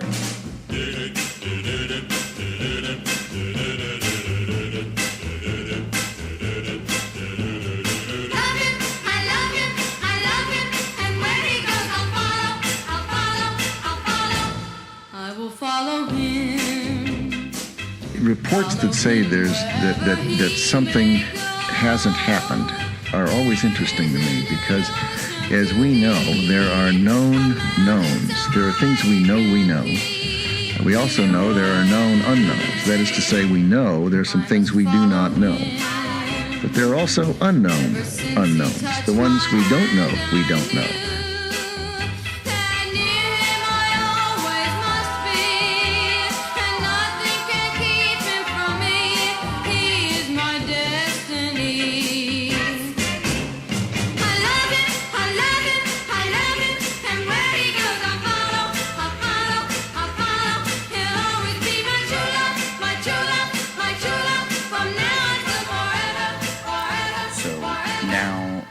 Midge takes us into the period where Donald Rumsfeld is called back from Europe, where he was serving as ambassador to NATO in the aftermath of Nixon's resignation, basically called back to be the chief of staff for the new president, Gerald to basically Ford. Run the Ford transition. But shortly thereafter, with journalistic glee, the press dubbed what would occur, the so-called Halloween massacre. Yes. What first happens is, like, when he gets there, you know, it's said in the press that he made a couple of enemies. You know, she writes that they were talking about the open door policy that Ford wanted. But you know, once they started planning it, it had proved to be far too uncontrollably open, and the volume of traffic through it was actually interfering with the work of the presidency. And so when he asked Rumsfeld to be his chief of staff, Rumsfeld answered that he would be reluctant to take on the job unless he were given full authority to run the White House's administrative machinery. In other words, precisely what Ford had hoped to avoid. But having experienced the impracticality of his original ambition, Ford now agreed to Rumsfeld's terms. So the Rumsfelds once again returned to Washington, and with Dick Cheney as his deputy chief of staff, Don soon found an even greater scope for all his various energies, political, managerial, intellectual. In doing so, he ruffled more than a few feathers, those, for example, of Nixon's and subsequently Ford's National Security Advisor and Secretary of State, Henry Kissinger, William Simon, and Secretary of the Treasury, a man not noted for his cheerfulness at being prevented from doing what he believed needed to be done, or for that matter, even sometimes simply being disagreed with, Nelson Rockefeller, whom Ford had named to be his vice president soon after ascending to the presidency, and who, when asked to resign only a little more than a year later, held Rumsfeld responsible, and finally George H.W. Bush, the man who had always believed that Rumsfeld was behind his so desperately unwanted appointment to the CIA. We'll come back to that in a minute. It's interesting. Of course, making enemies is not a difficult thing to do in Washington, in any capital, as in any royal court. There's always much more hunger for power, for perks, for status, than can ever be satisfied, and Washington was now, so to speak, the capital of capitals.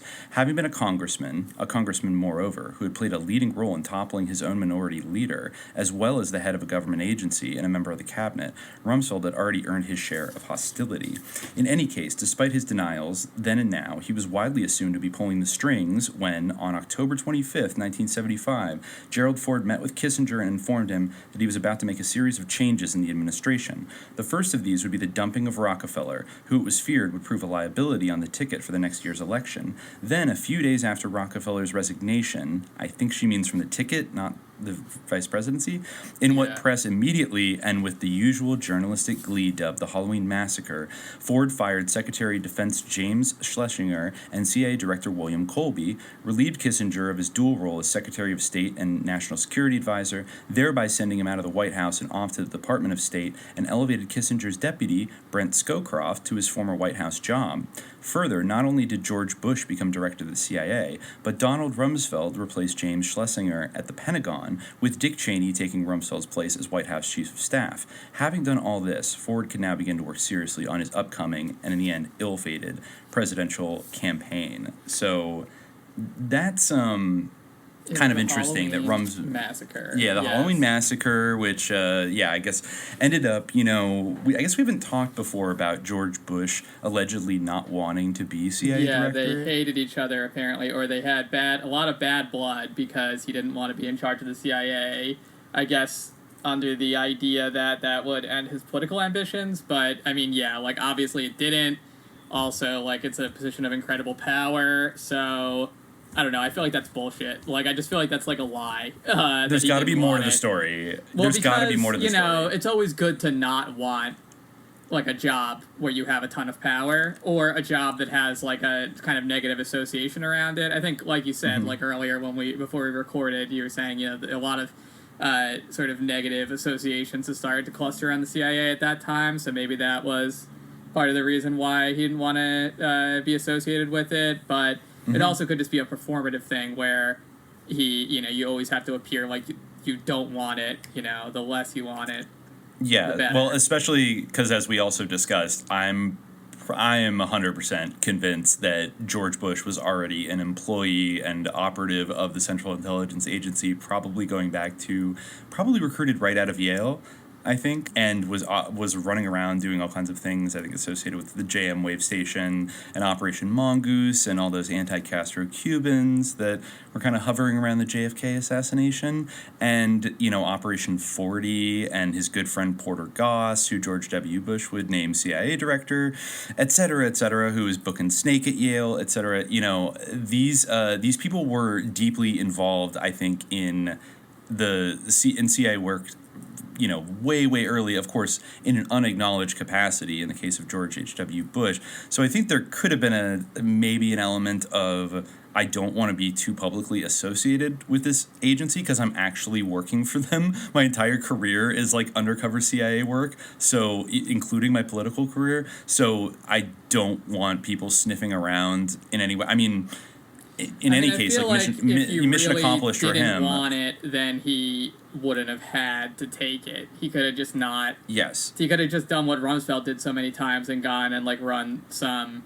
like $1 million company. So yeah, though he did seem to be pretty laser focused on building a political resume so that he could in 1980 run for president, and then when he couldn't win, basically kind of force his way onto the Reagan ticket. Right. So I think that there was a plan, a long-term plan going on, but I think going back a long way to make the Bush family like a political dynasty. But I think that ultimately he calculated that being CIA director would have been to at least his advantage to an extent. Maybe he couldn't get maybe what he really wanted. Maybe he wanted something else more. But I still think, he wasn't like totally displeased with it. I mean, it's great to be CIA director, I think, for someone like HW. And it aligns perfectly with what, whether he was like formally in the CIA. I mean, I don't know, basically probably like off the books, like working maybe in tandem with the CIA, but... Well, no, because there was a memo, I believe this was published in Rolling Stone in 1988 because somebody uncovered it. There was a memo that was like accidentally turned up from the CIA, I think in one of their JFK document dumps that was written, I believe... it was written from J. Edgar Hoover either the day of or the day after the assassination, and it mentions basically it's like informing the CIA. It's like it's this weird thing, like again, like there's layers to these memos, right?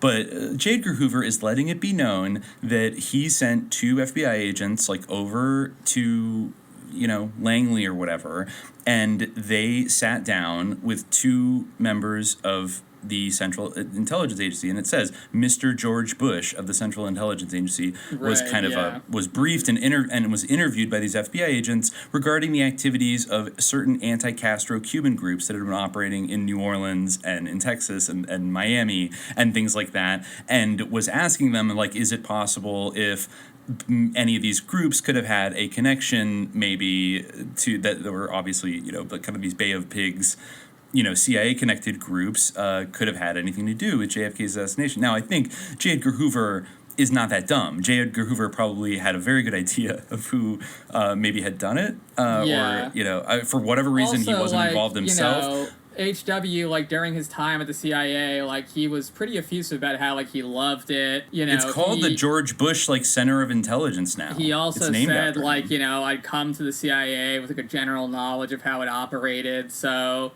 yeah, I mean it makes sense that he would have been while he was doing his like oil shit or running for the Senate. Zapata Offshore Oil was probably it was pretty much like a CIA front. It's pretty obviously a CIA front. And then Ted Shackley was running. That also was in JM Wave Station.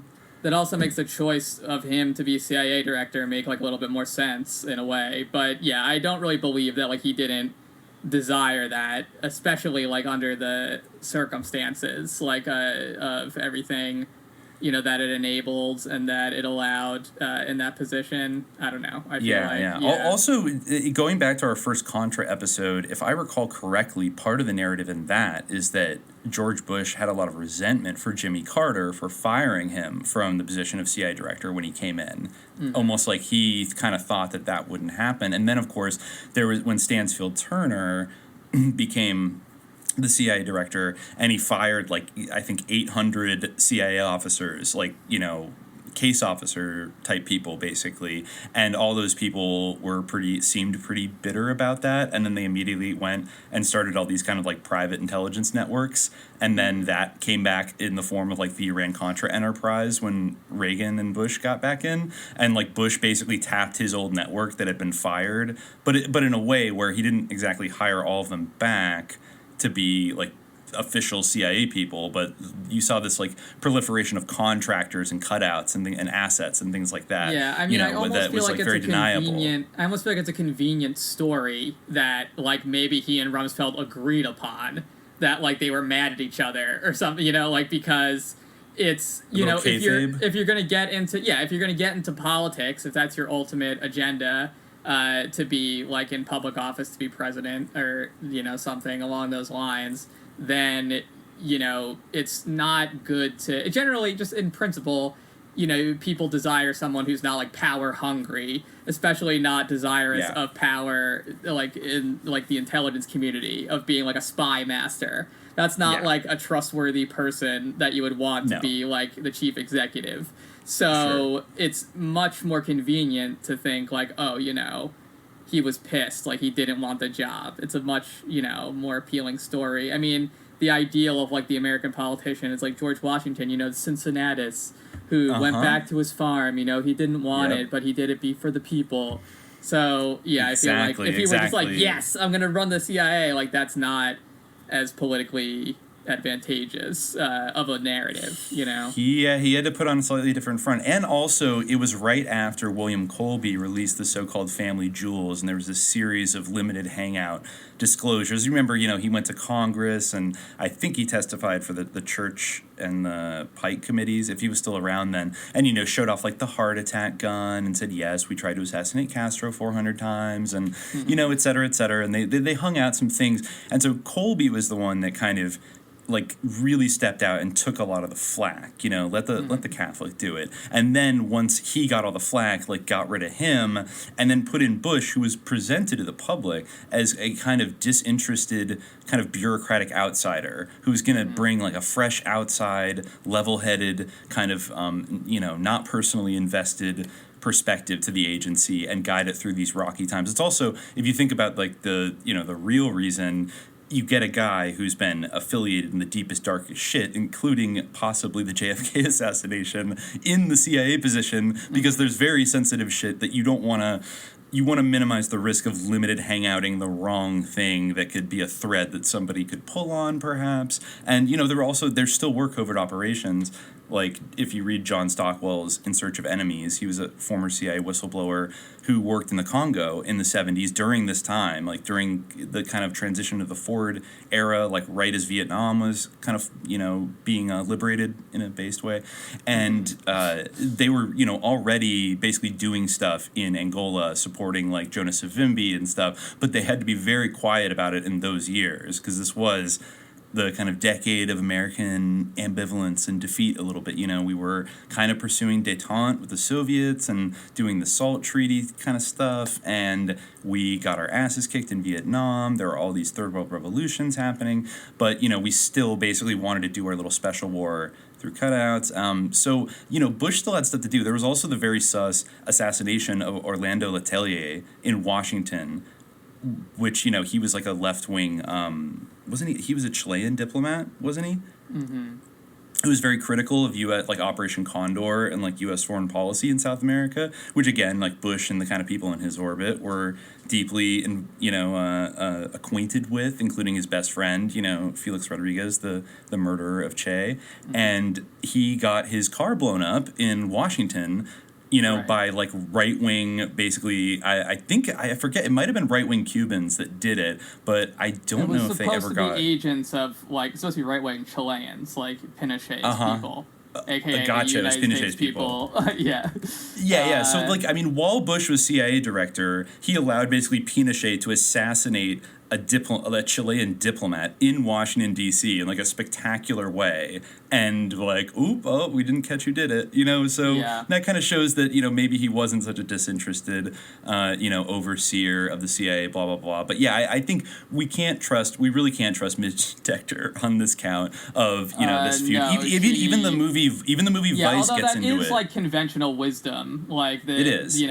She's just repeating the standard line. It's brought up. It's brought up multiple times in Vice that basically Rumsfeld and George Bush Sr. have like a beef, and then I think when they ask, Dick Cheney, I think, recommends like that W, pick Rumsfeld or something, and somebody's like, well, doesn't the old man hate him? And they're like, that's not a big deal, and so I guess it wasn't a big enough deal that they really wanted to, that Bush didn't want to have him in on the circle. I mean, he was one of the men, he was menteed by Yoda, so you want to keep a guy like this around. Mm-hmm. But yeah, I think there's even deeper reasons why I wanted to keep him around. But anyway, so yeah, I guess Rumsfeld is like Secretary of Defense under Ford until Ford gets beaten by Carter. And also just to correct it before I forget, she kind of speaks like weirdly here. I thought she was implying that Nelson Rockefeller resigned from the vice presidency. Mm-hmm. I had to double check, and no, he didn't. But he did drop off the ticket. I feel like she's just doing the thing where she's like polite, like he kind of got fired by being asked, like, being removed from the ticket for the, second run. Like, that's like a polite way to dumping. Say get fired. Yeah, it's true. I guess you're right. She does say dumping. Yeah, so that doesn't accomplish anything. I don't know what she was talking about with the I don't know what it's up with it. Thing. Just interesting though. I was looking back, and I wanted to check what the timing of that was, because it's like, wow, I feel like it takes a little bit of stones to say no to a Rockefeller like that and tell him to like get off my ticket. Yeah, right. Basically, this is a funny theory. This is a funny theory. I can't prove this, but some people might be aware that Gerald Ford was the target of 2 assassination attempts, which are very odd and atypical in American history.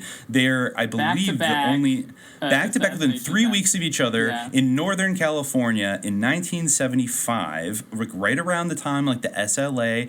One of the shooters, this is the only time I believe that 2 women have tried to assassinate a president, and the first one was in Sacramento, and wouldn't you believe it was Lynette Squeaky Fromm, a huge member of the Manson family, tried to take a shot at Gerald Ford, and I think her gun jammed, and it was in a crowd, basically, and so she wasn't able to kill him. That was at Sacramento, right outside of the California state capitol. Let's see, she had a Colt 45, M1911, and let me see, assassination attempt. Wow, that's very weird. I guess she didn't cock it and like chamber around before she like fired. But she basically she raised her right arm towards Ford through the front row and pointed the gun at a height between Ford's knees and his waist. But then 5 years later, in 1980, at a federal prison camp, Fromm claimed that she purposely ejected the top round from the pistol's magazine onto the floor of her P Street apartment because she, quote, was not determined to kill the guy. Okay, so she pointed and it like clicked, and then they tackled her. So okay, that's weird enough that one of the Manson family people tried to take a shot at Gerald Ford. But then 3 weeks later, he's in San Francisco, and a woman named, I want to say, Sarah Jane Moore, basically attempted to, she actually, I think, she fired a shot at him. So he was, and this woman was very sus. When we get, I think we're going to have to do an SLA episode one day, like a real big SLA episode. So she was somebody who became obsessed with Patty Hearst, like when she got kidnapped by the SLA.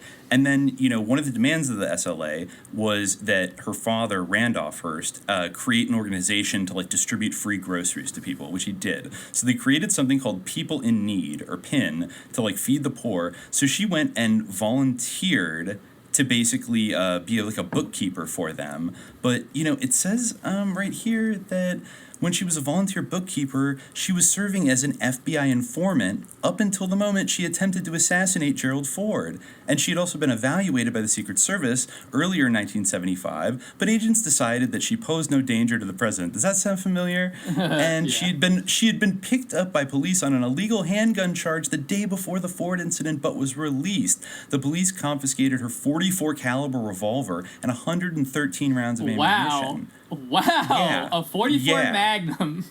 But just like Dirty Harry, another San Francisco native. The symbolism there. Yeah, she your failed move to make his day. She had to use your the 38 move, POTUS. special in the end, and she missed. If only she had the 44 Magnum. Exactly. But she did have another .38 caliber revolver. So on September 22nd, 1975, and just 17 days after Squeaky Fromm tried to kill him, I guess he just needed more in Northern California after that incident. So they were across the St. Francis Hotel. She was about 40 feet away, and she fired a single shot at him with her .38 revolver. She was using a gun that she bought in haste that same morning and didn't know the sights were 15 centimeters, 6 inches off the point of impact at that distance, and she narrowly missed. After realizing she missed, she raised her arm again, and Oliver Sipple, a former Marine, dived towards her and grabbed her arm, possibly saving Ford's life. Sipple said at the time, "I saw her gun pointed out there and I grabbed for it. I lunged and grabbed the woman's arm and the gun went off. The bullet from the second shot ricocheted and hit John Ludwig, a 42-year-old taxi driver. He survived." And yeah, I guess the U.S. District Judge Samuel Conti, who sentenced her, said that, in his opinion, Moore would have killed Ford had she had her own gun, and it was only because her gun was faulty that the president's life was spared. So, like, what the fuck, okay? And okay, do I have to spell it out? Who would have become president if two of these, like, very MK-sounding women had actually shot him? Nelson Rockefeller would have become the president via a resignation and then an assassination. He would have become, without ever having been elected to the office of vice president, like by appointment and death, and basically everyone else resigning, he would have become the president of the United States. So yeah. I wonder, because then, like, a little over a month later, Gerald Ford calls him in and is like, "You need to get off my ticket. I don't want to have you." It's like, it's almost like, I wonder, because Gerald Ford is sus as well. He was on the Warren Commission. He's like an inside baseball kind of guy, but I always get the vibe that he was a little bit more of like a patsy kind of person for these more powerful people. You know, it was like, you know, when in our intro, when H.W. said at his funeral, like, you know, when a deluded gunman, and then he pauses for a moment and, like, grins devilishly at the crowd, like, shot President Kennedy.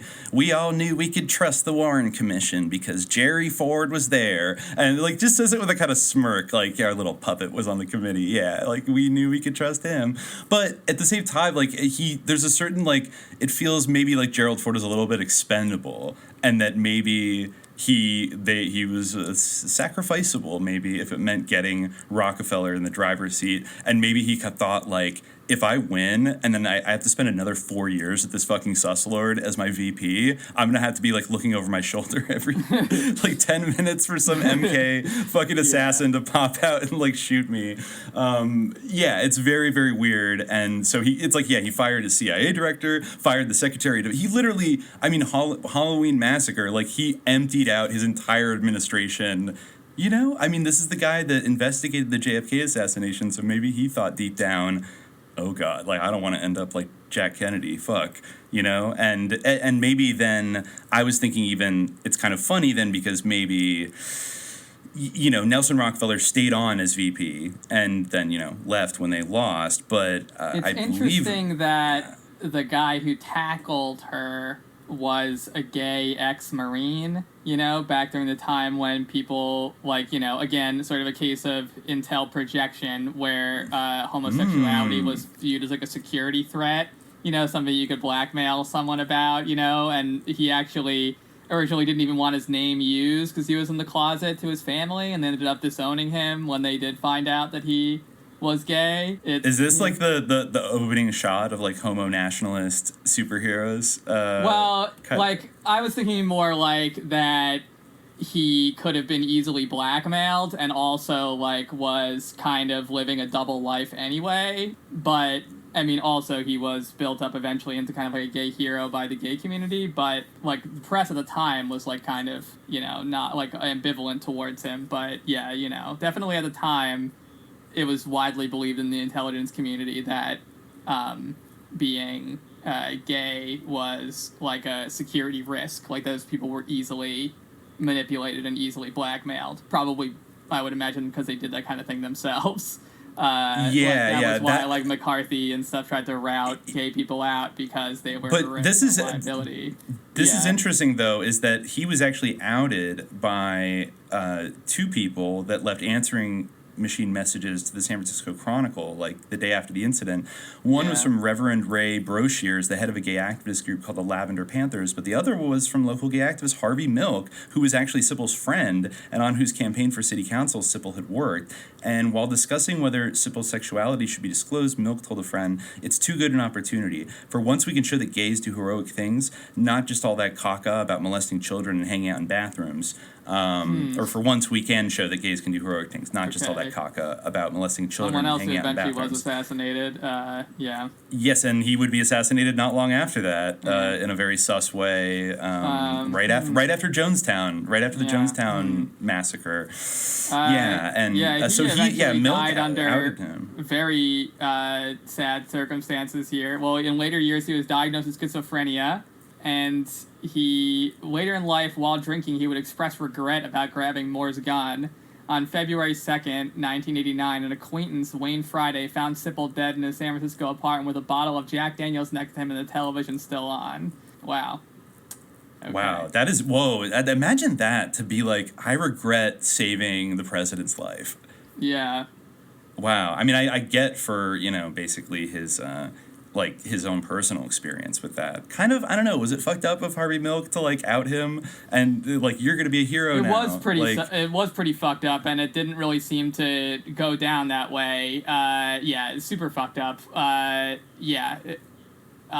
In his enthusiasm to have a homo nationalist hero. I don't really know too much. I need to pick this apart a little bit more, but maybe that was a form of retaliation. Maybe instead of him being part of the show or an operative of some other faction in this, that was retaliation against him. We have to out him now and destroy his life because he dared to foil Nelson Rockefeller's assassination plot. I don't know. Oh my god! Yeah, right. I mean, there's so many ways you could go with that, but I guess it didn't work. We'll come back to that one day. It's so fucking weird. It's so weird, and it's ironic because then once Nelson had to step down, then Jimmy Carter, this unknown governor who I think had been co-signed by the Trilateral Commission, of which one of the heads was Nelson Rockefeller's brother David, then the other Rockefeller candidate won in 1976, and they brought in their favored foreign policy dude, Zbigniew Brzezinski,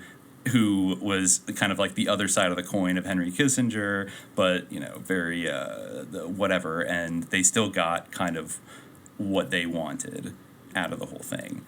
So, and then, so Rumsfeld has to leave, once he gets booted out of the White House. Yeah. And then he goes into the private sector.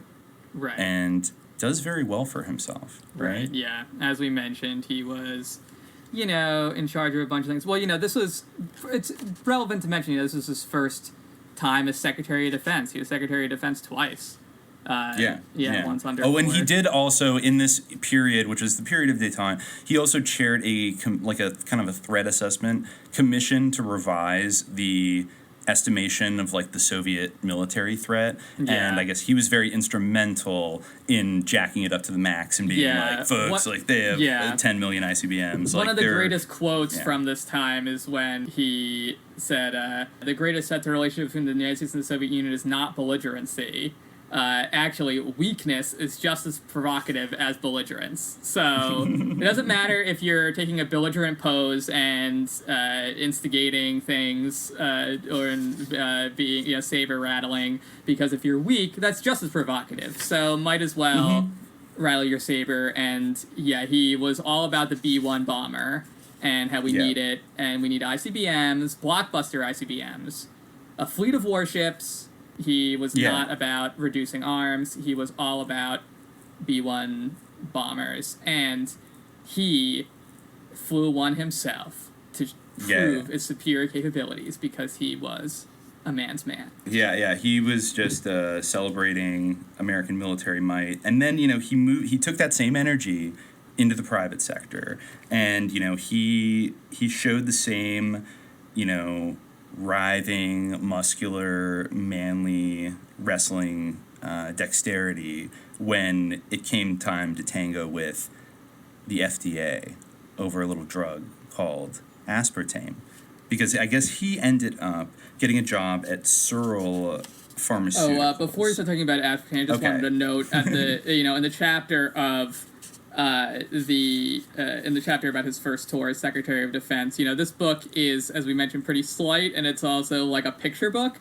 There's lots of photos, and there's one really amazing sus photo towards the end of that chapter with him, Lawrence Rockefeller, the Pharaoh of Atlantis, and Charles Lindbergh together. I know you're right. I'm so glad you brought that up. That was hilarious. Yeah, it's like Charles Lindbergh and Donald Rumsfeld hanging out by the Golden Gate Bridge, and then like Lawrence Rockefeller like lurking in the background smiling. So it's like Charles Lindbergh was a Nazi, by the way. It's kind of like the subliminal jihad like banner photo where Nelson Rockefeller is like the strange gin blob, and Donald Rumsfeld and Charles Lindbergh are the chainsaw guys. It's like a really weird photo. Yes, it really is. It's so fucking sus. At the end of this chapter, we also get like one of the first tastes of a key theme, which is that Donald Rumsfeld is a prophet. History, it's always projected into the future. When you're narrativizing history, there's so much. It's really a magical act, and that's something that is going on throughout Donald Rumsfeld, a personal portrait, is the idea that he is a prophet, and he says, no evidence has been left behind as to whether or not his questioners enjoyed the experience, when he was holding press conferences. But a reading of the transcripts of these press conferences makes it perfectly, and the word perhaps is prophetically in italics, evident that he did. There's just the hand of fate is at play, and Rumsfeld is the ultimate prophet. He's not orchestrating things so that what he desires comes about. He just is really insightful and prescient. He's a visionary. He's a visionary. Exactly. And it doesn't have anything to do with him being powerful and being able to arrange things so that like what he wants to happen happens. He is just a prophet. Anyway. Anyways, but what was going to be next for this former newsboy, Eagle Scout, wrestler, Navy pilot? In Midge's words. Well, in 1977, it was announced that on June 1st, he would become president and chief executive officer of the Searle Pharmaceutical Company of Skokie, Illinois, another place Nazis love to terrorize. The company, an old family firm then being run by two Searle brothers, Dan and William, and their brother-in-law, Wesley Dixon, had fallen on rather hard times. Sales of Searle's products were up, but for more than a year, the company's products have been declining. Moreover, the animal studies that have been submitted to the Food and Drug Administration in support of Searle's new diuretics, aldactone and aldactazine, had been found so flawed as to make it impossible to determine whether or not they might be toxic. So flawed, indeed, that the FDA had even called for a grand jury to investigate the company. In the face of all of this, the price of Searle stock had now fallen from $10 to from its 1973 high of $41. The Searles had known and admired Don since his days as a congressman. Dan Searle had been an early supporter and were full of hope that he could do something to turn the company around. Jeanette Rumsfeld, his wife, on the other hand, was dead set against her... that's his mom. Jeanette Rumsfeld, on the other hand, was dead set against her son taking the job. You now have such a good reputation. Why risk it, Jeanette warned him, by trying to run a business you know nothing about, a business that's even under investigation by a grand jury? As it inevitably would, and fortunately for both the Searles and the Rumsfelds, this maternal warning fell on deaf ears. Cool. Beyond turning their company over to someone whom others in the business community must surely have considered a mere amateur, the Searles and Wesley Dixon did something else quite extraordinary, if not indeed almost unheard of in the annals of business. In order not only not to interfere, but to be seen as not interfering, they moved out of their offices at Searle and into another building, whereupon this gesture of confidence was answered by the new CEO with a gesture of his own in a similar spirit. He set aside a place for a master file containing each and every bit of important paper produced under his management, and he then announced to the Searles and Dixon that the file had been expressly created for them, and they could come around and go through it whenever they wished. Whatever would be the future lot of the Searle Company under its new CEO then, it is unlikely there could be anywhere in the annals of American business have been an instance of more handsome relations between a company's retired owners and its new management. And so, he studied the business for 2 months, then he took over, and, he thought that the operation had become too centralized and too focused on corporate headquarters rather than on the company's actual business, which was the research into and production of pharmaceuticals. He then set about the remedy to the situation by firing 150 employees outright and transferring 150 others on the corporate staff to various groups, blah, blah, blah. So Henry Kissinger had once described Rumsfeld as ruthless. Ruthless being a term of art in the White House, applied to someone whose strength of mind is used in opposition to rather than in support of yours. No one of importance at the Pentagon seemed to have leveled this charge during his first tour of duty there, but at the time that military were having far more serious problems than the secretary could have time to make for them. At Searle, however, certainly among those 300 employees whose lives he had with so much dispatch turned upside down, but among others as well, a heavy load of hard feelings was quickly collected, followed inevitably by a full measure of nasty stories. So, yeah, he was known as the Axeman because he fired so many people. So there's all this stuff. He sued the FDA, right? He sued the FDA because there was this big thing. They had patented this thing called aspartame, which everybody who's ever drank a Diet Coke, is very familiar with. It's like, like Sweet and Low and all that kind of artificial sweetener stuff. So another one of the problems that had been hanging over Searle was the fate of its sweetener, aspartame. After 5 years, not to mention the expenditure of a great deal of money, aspartame had been at last approved by the FDA in 1974. But 2 years later, because of the questions about Searle's research on aldactone and aldactazine, the FDA had decided to rescind the approval of aspartame as well. Rumsfeld regarded this decision as plainly illegitimate and against the advice of every lawyer with whom he discussed the subject. He determined that Searle should sue the FDA, which it did successfully in October of 1980. As a substitute for sugar in diet foods and drinks, as well as a coffee and tea sweetener under the product name Equal, aspartame began making a very substantial contribution to Searle's bottom line. And for 2 years in a row, 1980 and 81, Rumsfeld was awarded the pharmaceutical industry's title of Outstanding Chief Executive Officer. Would he have had the idea of suing the FDA if he had not himself been in the government? Quote, I don't really know. Maybe, maybe not. When I was in Washington, particularly at the Pentagon, I had dealt with large, complicated international enterprises, and now suddenly here I was, running a large, complicated international enterprise. It was a wonderful experience. A few years later, Searle was put up for sale, and in order to avoid controversy, the company withdrew its request to market a drug called Gemaprost. Gemaprost was a cervical dilator, i.e. an abortifacient, an aid-in and producer of miscarriages. Something else the three friends decided Searle would no longer market was a line of condoms. There's a note here that the product had not done very well for Searle, and indeed the company's major customer for condoms had been USAID. Quote, can you imagine, asked John Robson's widow, Margaret, what the business would have lost out on with the discovery of AIDS and all those anti-teenage pregnancy campaigns? I feel like they would have sold more condoms. Yeah, that was a weird. I don't know what they meant by that. Like, yeah, wouldn't you make a killing? I think that it almost seemed like, well, because they're all so old, they assume that, like, because of AIDS, people are going to become abstinent and just not have sex at all. Oh, which is, okay. Yeah. That's odd. Which is just, like, but also jumps out at me. Abstinence is the safest thing, but it's not really what people do. Yeah. Also, like, what is USA needing all those condoms for, and where are they distributing them? That's because you got to give them out to Muslim countries so that women can be liberated. Yeah. Exactly. Yeah. You gotta, drop them over Africa. Exactly. Mm-hmm. Like until AIDS starts, and then stop sending them. Yeah. Okay. So well. Basically, in 1985, they sold Searle. Who did they sell it to? The Monsanto company. So negotiations were underway with the Monsanto company. And Rumsfeld, he used the art of the deal on them. He did. Midge is very, very impressed with how he hardballed Monsanto. Yeah. I guess it says here as it happened, there were actually 3 separate businesses involved in the sale, and at one point the Monsanto people complained that the deal was too complicated. The next morning, Rumsfeld called them and said, "You're right, it's too complicated. We're calling it off," and waited coolly for Monsanto to relent. Which after some months, it did. When the agreement was finally reached, it was decided between buyer and seller that the sale would be completed on a certain day just before the stock market opened and the price of the stock was listed.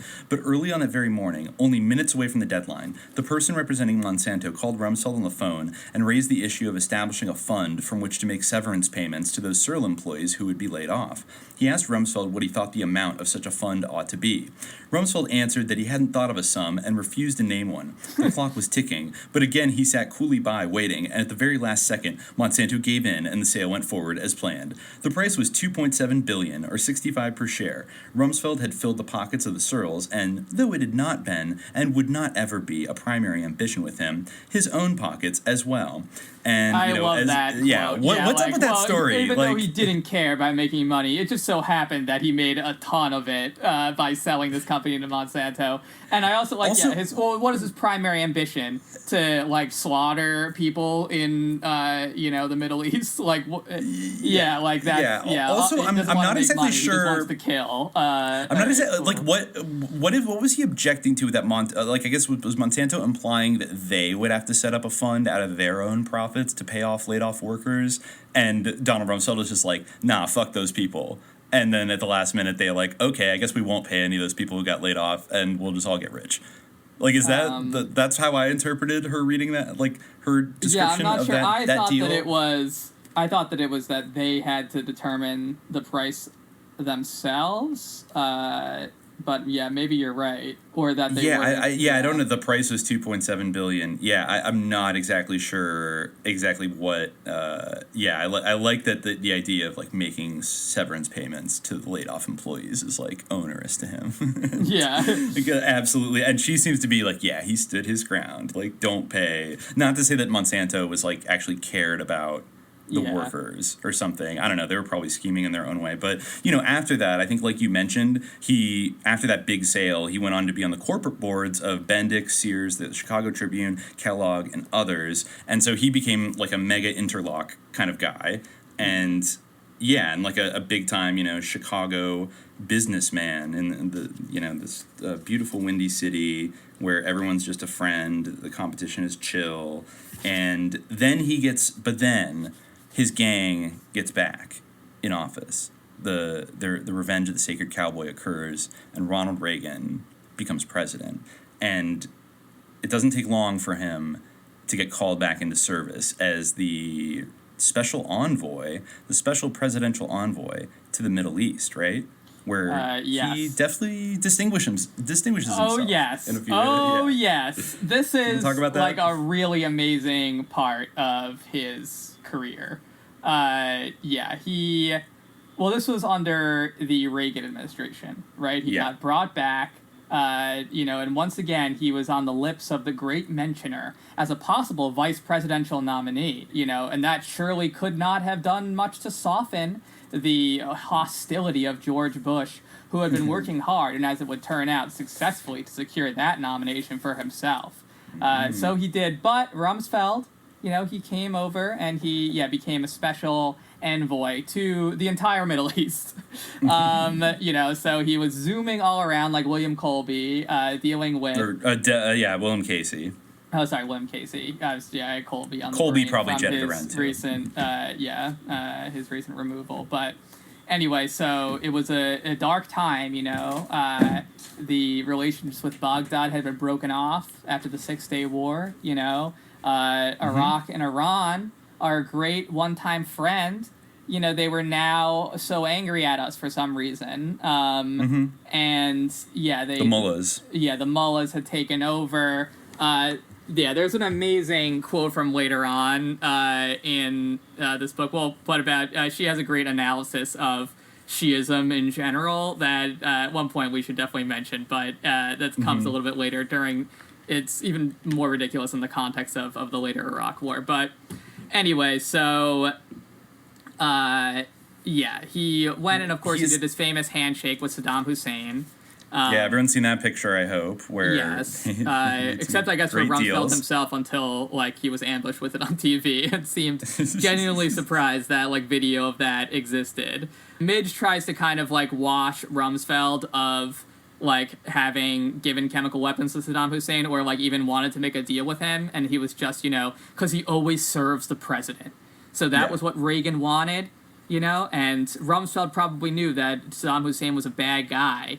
He was a gas-killing animal, but... Yeah, he was. He had to do it. He had to do it because he's a decent man who is always putting... he's always an agent of the will of the president, and he was working for the Gipper.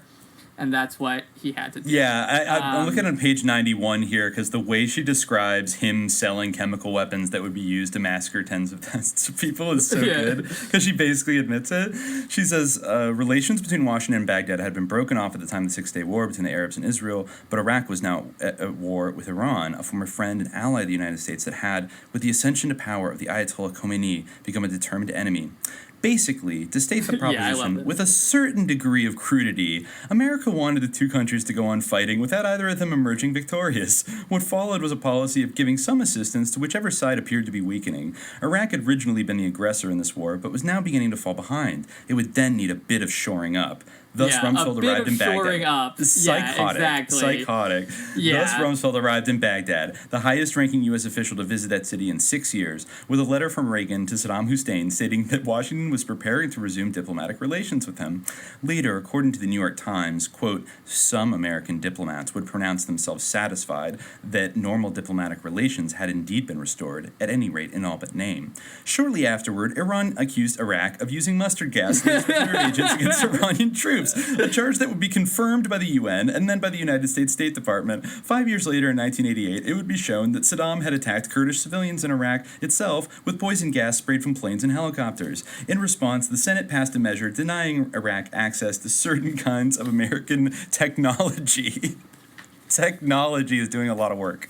Yeah. Whereupon this measure was killed by the White House. Never mind. American policy, in other words, continued to be that Iraq should remain a thorn in Iran's side. No, they repeatedly did everything to avoid them getting censured and to facilitate, even if you believe that they didn't give it to them directly. Even if you're so incredibly naive as to think that, which is what most people do think, that they didn't give it to them directly. It's now just completely agreed upon by even the most Pollyanna-ish libs that they gave them the means to target it, the information about how to use where to use it, targeting information, technology, that type of quote-unquote technology, and they also did everything they could to ensure that they were not censored in any way for it. That nothing got in the way of their using it, despite violating all these international conventions. But there's another really great aspect of this. Beyond that, he also was involved in what Midge calls another haunting task.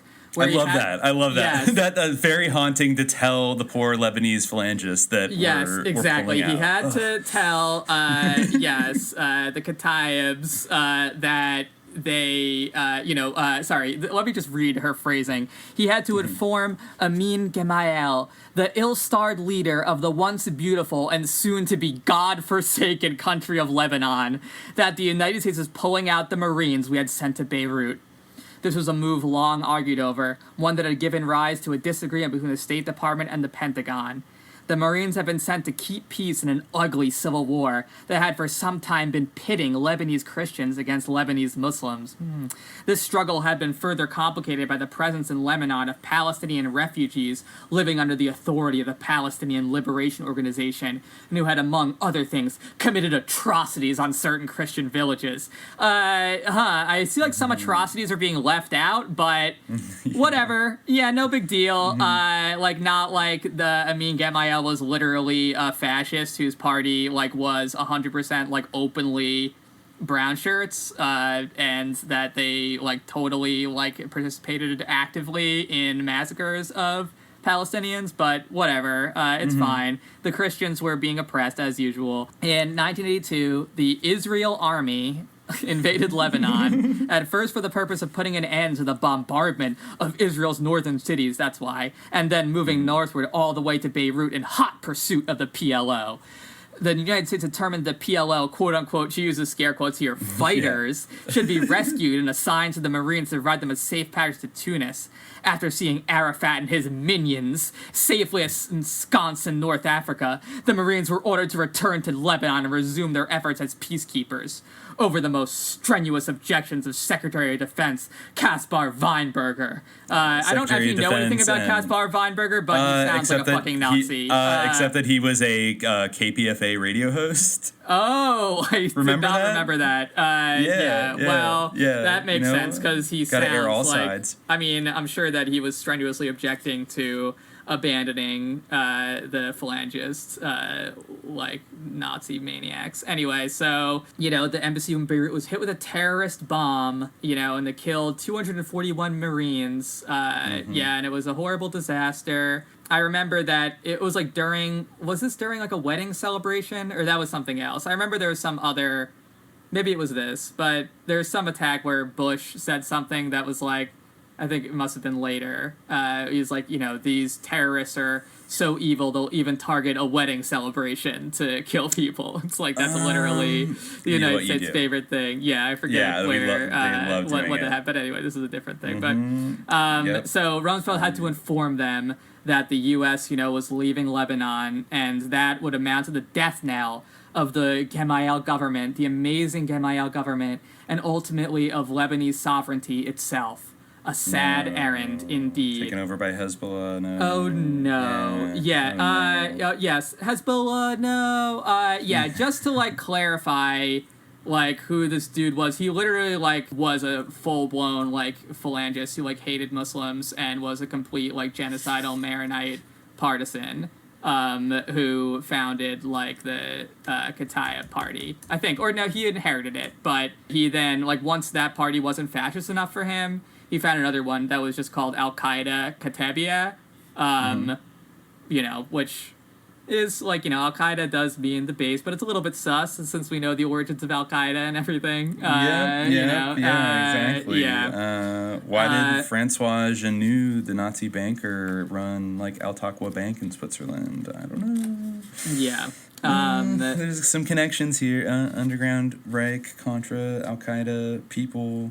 You know, he but definitely thankfully was Donald an Rumsfeld underground Reich freak. Yeah, the Qataya party, which I guess, she, like, as he said, they're complete phalangists, and they were literally, like, originally just straight up modeled after, like, the Nazis.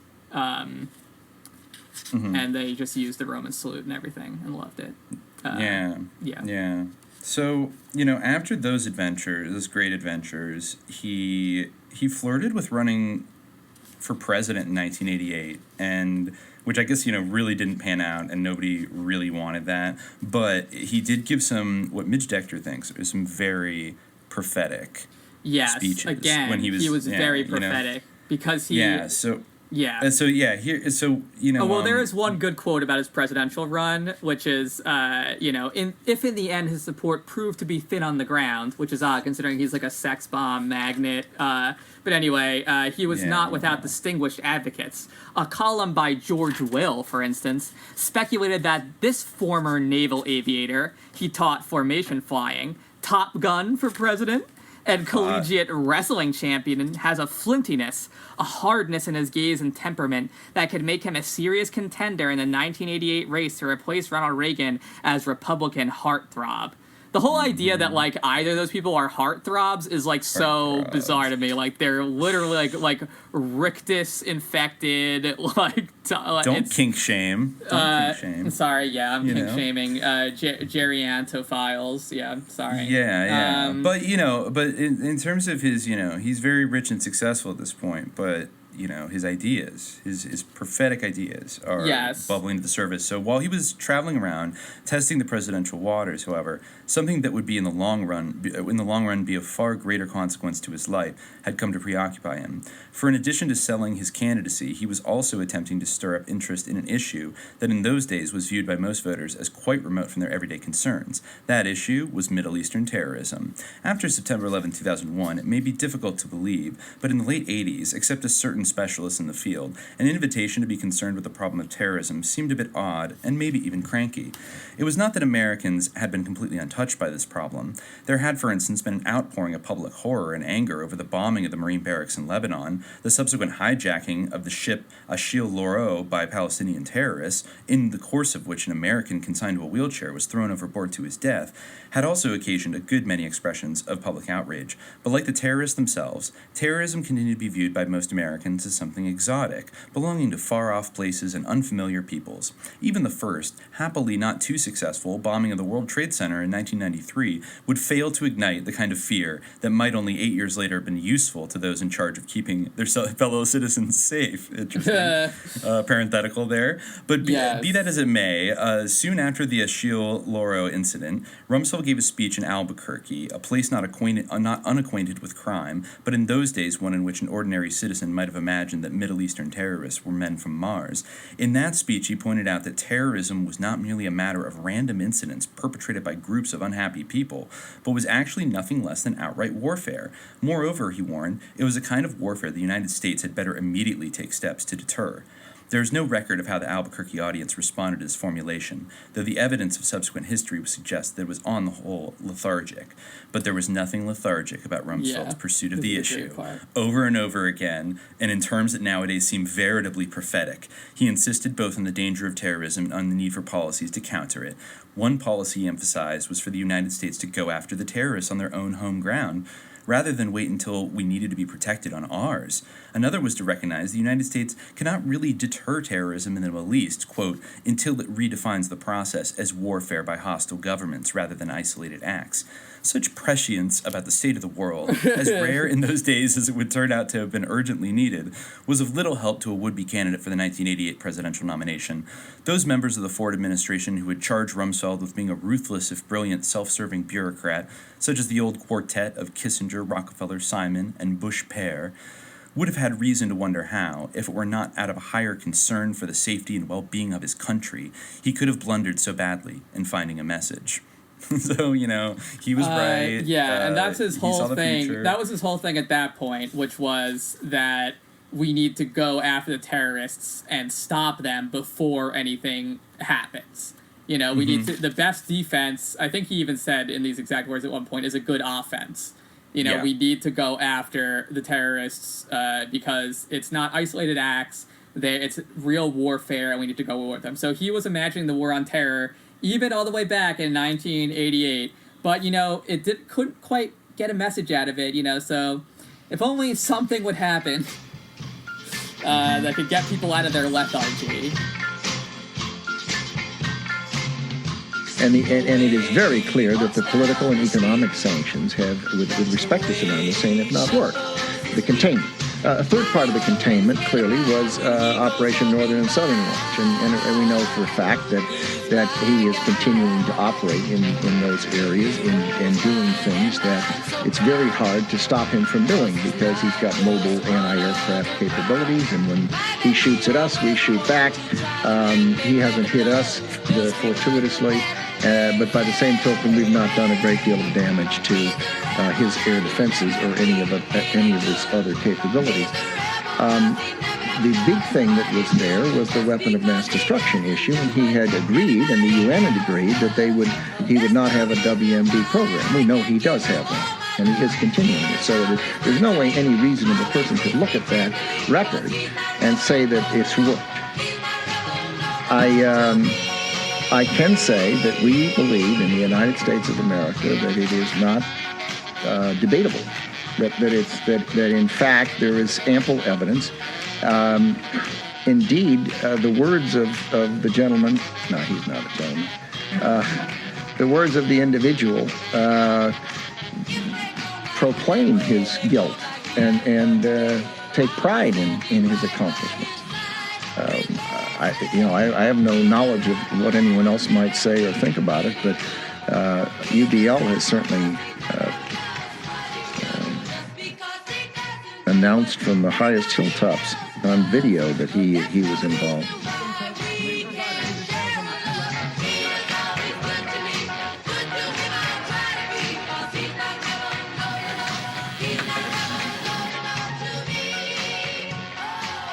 So now we're heading into some heady years for Rumsfeld. But before we get to his return to the Pentagon, in the 1990s, he was a busy little bee, right? Mm-hmm. I think can read just a little to set the stage from Midge's work here. So in the 90s, down through the years, Rumsfeld had been spending a good deal of time and energy serving not only on numerous corporate boards, but also on the boards of certain nonprofit institutions devoted in one way or another to public affairs, particularly foreign and defense policy, such as the RAND Corporation, the Hoover Institution, the Institute for Contemporary Affairs, and the Committee for a Free World, which Midge Decter also worked for. And during the 1990s, especially after he stopped running General Instruments, board memberships of both kinds grew almost exponentially. All these memberships left him with little time on his hands. For one thing, they involved an almost dizzying amount of travel.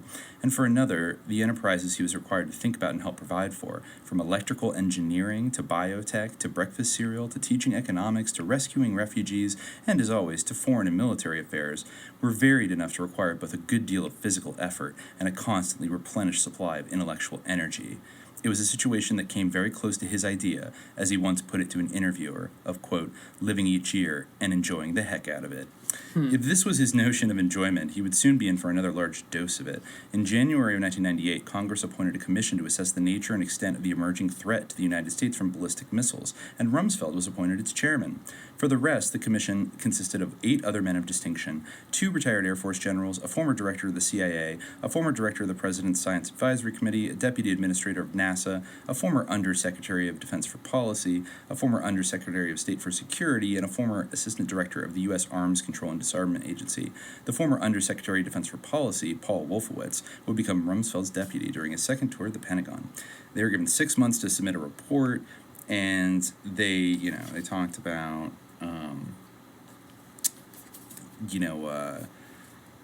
that she basically critiques MAD, and the whole idea was that we should have space weapons, basically. Right, Rumsfeld was all about space weapons.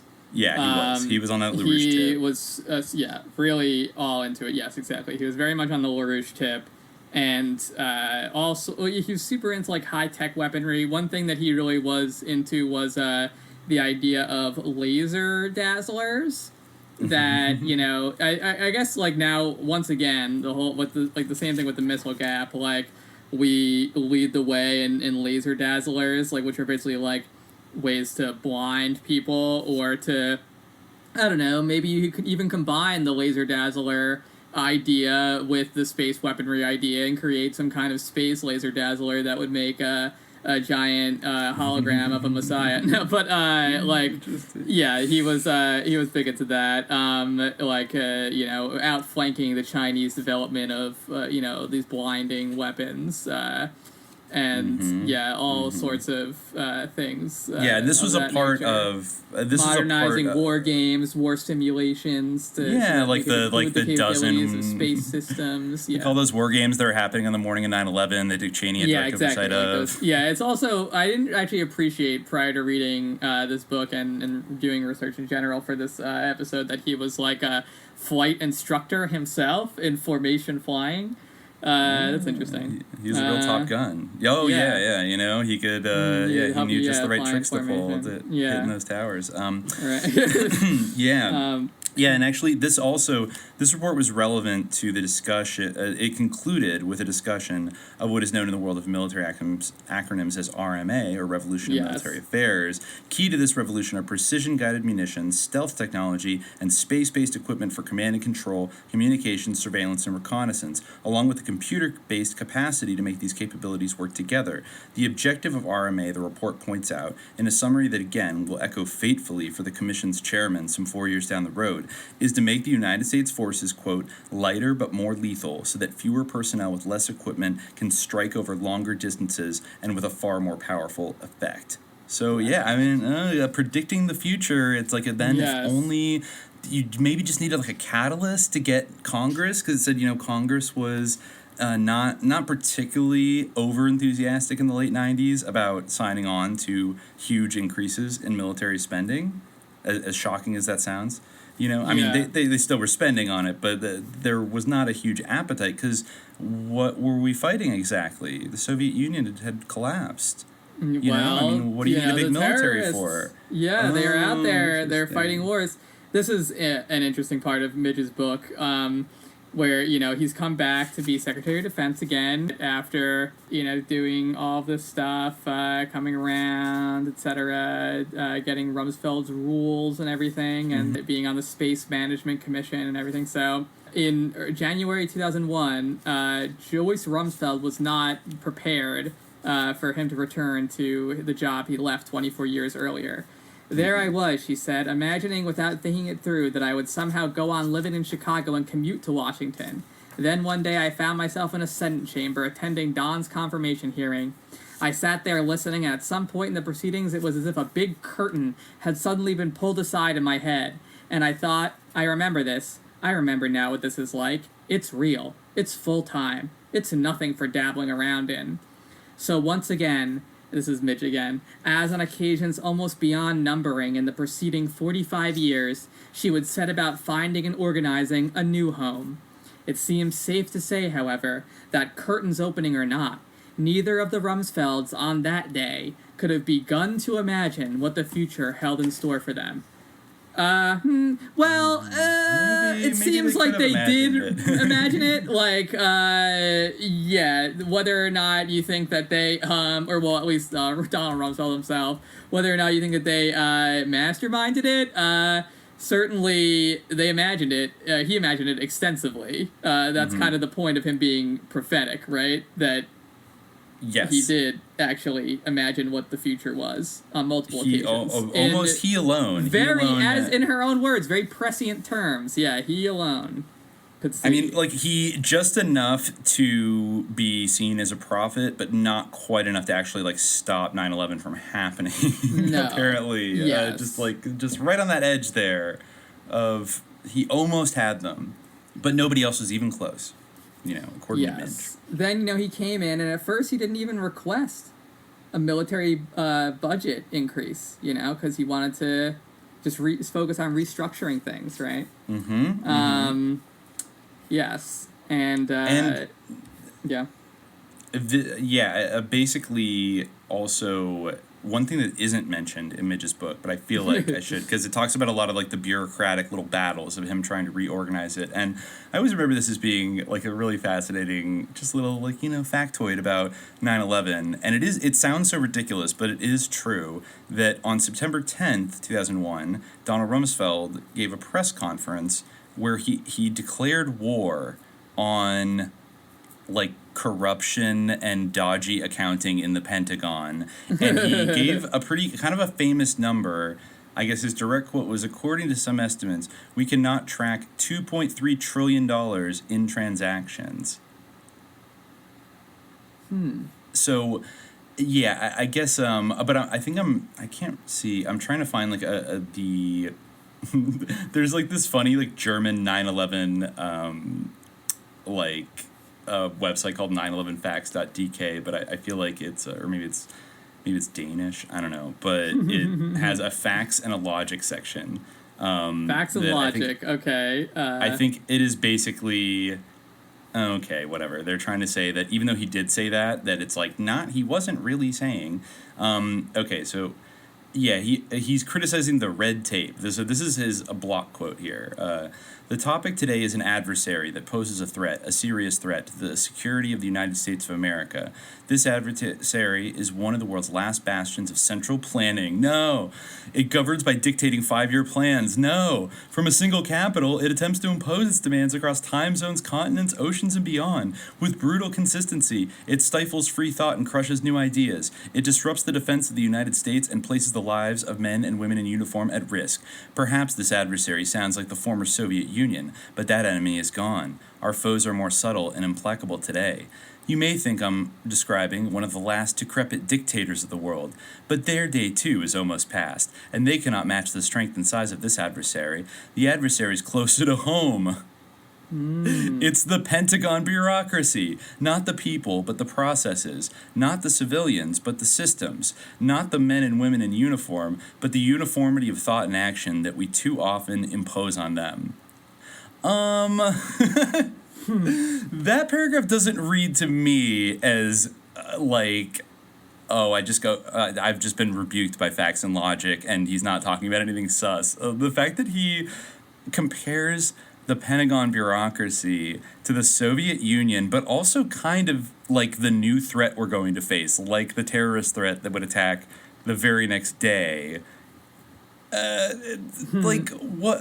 I don't know. Like, what do you make it? Very odd kind of press conference for somebody that then, you know, I don't think they ever really brought that up again after like 9/11, because they blew up the budget after that. Like, pretty convenient. Just like, you know, we really need to we really need to figure out our Iraq policy like we simply must get it in order fast on September 5th.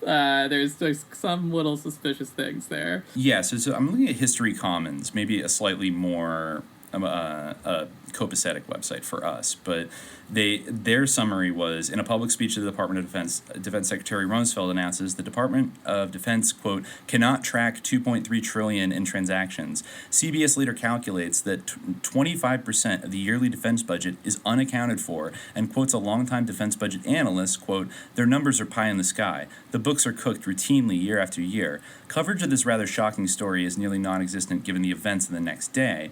In April 2002, it will be revealed that 1.1 trillion of the missing money comes from the 2000 fiscal year. Auditors won't even quantify how much money is missing from fiscal year 2001, causing, quote, some to fear it's worse than 2000. The Department of the Army will state that it won't publish a standalone financial statement for 2001 because, quote, the loss of financial management personnel sustained during the September 11 terrorist attack. This 1.1 trillion plus unknown additional amounts continues to remain unaccounted for, and auditors say it may take 8 years of reorganization before a proper accounting can be done. Now, back up a second. The Department of the Army will state that it won't publish a standalone financial statement for 2001 because of, quote, the loss of financial management personnel sustained during the September 11th terrorist attack. Now, remember we talked about the part of the Pentagon that got hit? Mm-hmm. Oh, right, I believe that was like the O&I Office of Investigations, and I think it also might have had the other branches. Basically, I'm just saying, just like how they smack dab hit, you know, Solomon Brothers and Cantor Fitzgerald, and then like WCC7 just magically collapsed all the investigative files of all the federal government law enforcement agencies and the CIA and the Secret Service. Also, the Department of Army literally couldn't do an audit that year because their financial management personnel were killed on 9/11. The accountants were killed. Yeah, pretty convenient. I don't know. Maybe. What the fuck? I mean, that also could be kind of like an excuse. Like maybe they really could have done the audit, but nonetheless they said that. But I would take them at their word that at least like that probably was the section of the Pentagon with hit was like maybe the people that were going to be tasked with sorting through this $2 trillion hole in the budget. Mm-hmm. And, you know, and then this becomes, and then when you look at the everything that happens after 9/11, the no-bid contracts for Halliburton, like Kellogg, Brown, and Root. Interesting, right? Mm-hmm. Kellogg. Yeah, KBR, you don't think about, and Brown, too. I think that might be from the Brown family of, like, Brown University. Very big Yankee family. And all, Brown, just... Yeah. And just all the money that was spent on Iraq that was, I think even Midge does mention, though obviously not nefariously, that, you know, Donald Rumsfeld really, like, outsourced a lot of, like, support operations to private corporations and contractors, and that was one of the many revolutions in military affairs that was inaugurated by the war in Iraq. And, you know, just so happened to make all their friends a shitload of money. Just the defense industry in general, not to mention the oil companies and everything else that feeds off the teat of the Pentagon. And, you know, because of the urgency of the situation, I think the call for a big audit and see where this money was actually going, I don't even know if they've done a real audit since then. Maybe they have, but I actually feel like I've seen some headlines in the 2010s under Obama that actually, like, it's grown to, like, 8 trillion, and they're just like, like, I don't know, like, we can't, you know what I mean? Like, we'll never catch up with it. It's just, it is what it is, and nobody cares anymore, and it just keeps on chugging. So, I guess, you know, he does seem pretty prophetic, doesn't he? Yeah, or, he does. You know, a lucky guy. Fellow, yeah. He's a lucky guy. Yes. Just to have all these things happen. So, now, okay, so 9/11 happens. I feel like Midge does not spend a lot of time on 9/11 itself. No, she doesn't. Well, I love the title of the chapter about 9/11, which is A Change in the Weather. I don't know. What does that make you think of? I mean, really, it makes me think of like the Ronald Reagan parting clouds that Barbara Honninger talked about, but it just is so understated to say and also the whole tone of that chapter is amazing because. Once again, this is why I would recommend this book if I had to debate a liberal about the necessity of the subliminal jihad, because this chapter does not disguise at all the fact that everything was coming up Rumsfeld after 9/11. It's all about, of course, there's a horrible terrorist threat, blah blah blah, but everything for him is going great. It even says at one point everything in his surroundings was peaceful. While it was wartime, because everyone bent, they yielded and gave in to whatever he wanted, because he's vindicated. All of his opposition just crumbled because of this, and the book does not do anything to disguise that fact at all. It just she tells a hilarious anecdote which I hadn't heard before. Oh yeah, that she talked about how the resistance was lowering to Bush and Rumsfeld, but there was something else too that resulted in a lowering of resistance. On that fateful morning of September 11th, only minutes after American Airlines Flight 77 crashed into the east wall of the Pentagon, killing all the accountants, Rumsfeld was seen hurrying outside and rushing toward the section of the building that was now on fire. There he grabbed hold of a stretcher and began to help with the job of carrying the wounded out of way in the building and finishing off any of the O9 inspectors. He continued to haul stretchers until someone came outside to pull him back indoors and into a safe room. Neither Rumsfeld's close friends, nor certainly his wife, would have been in the least surprised by this behavior. But now the word began to spread throughout the Pentagon, particularly among some of the younger officers. The secretary may make you sweat, they were saying, but he is also ready to lay himself and his body on the line for you.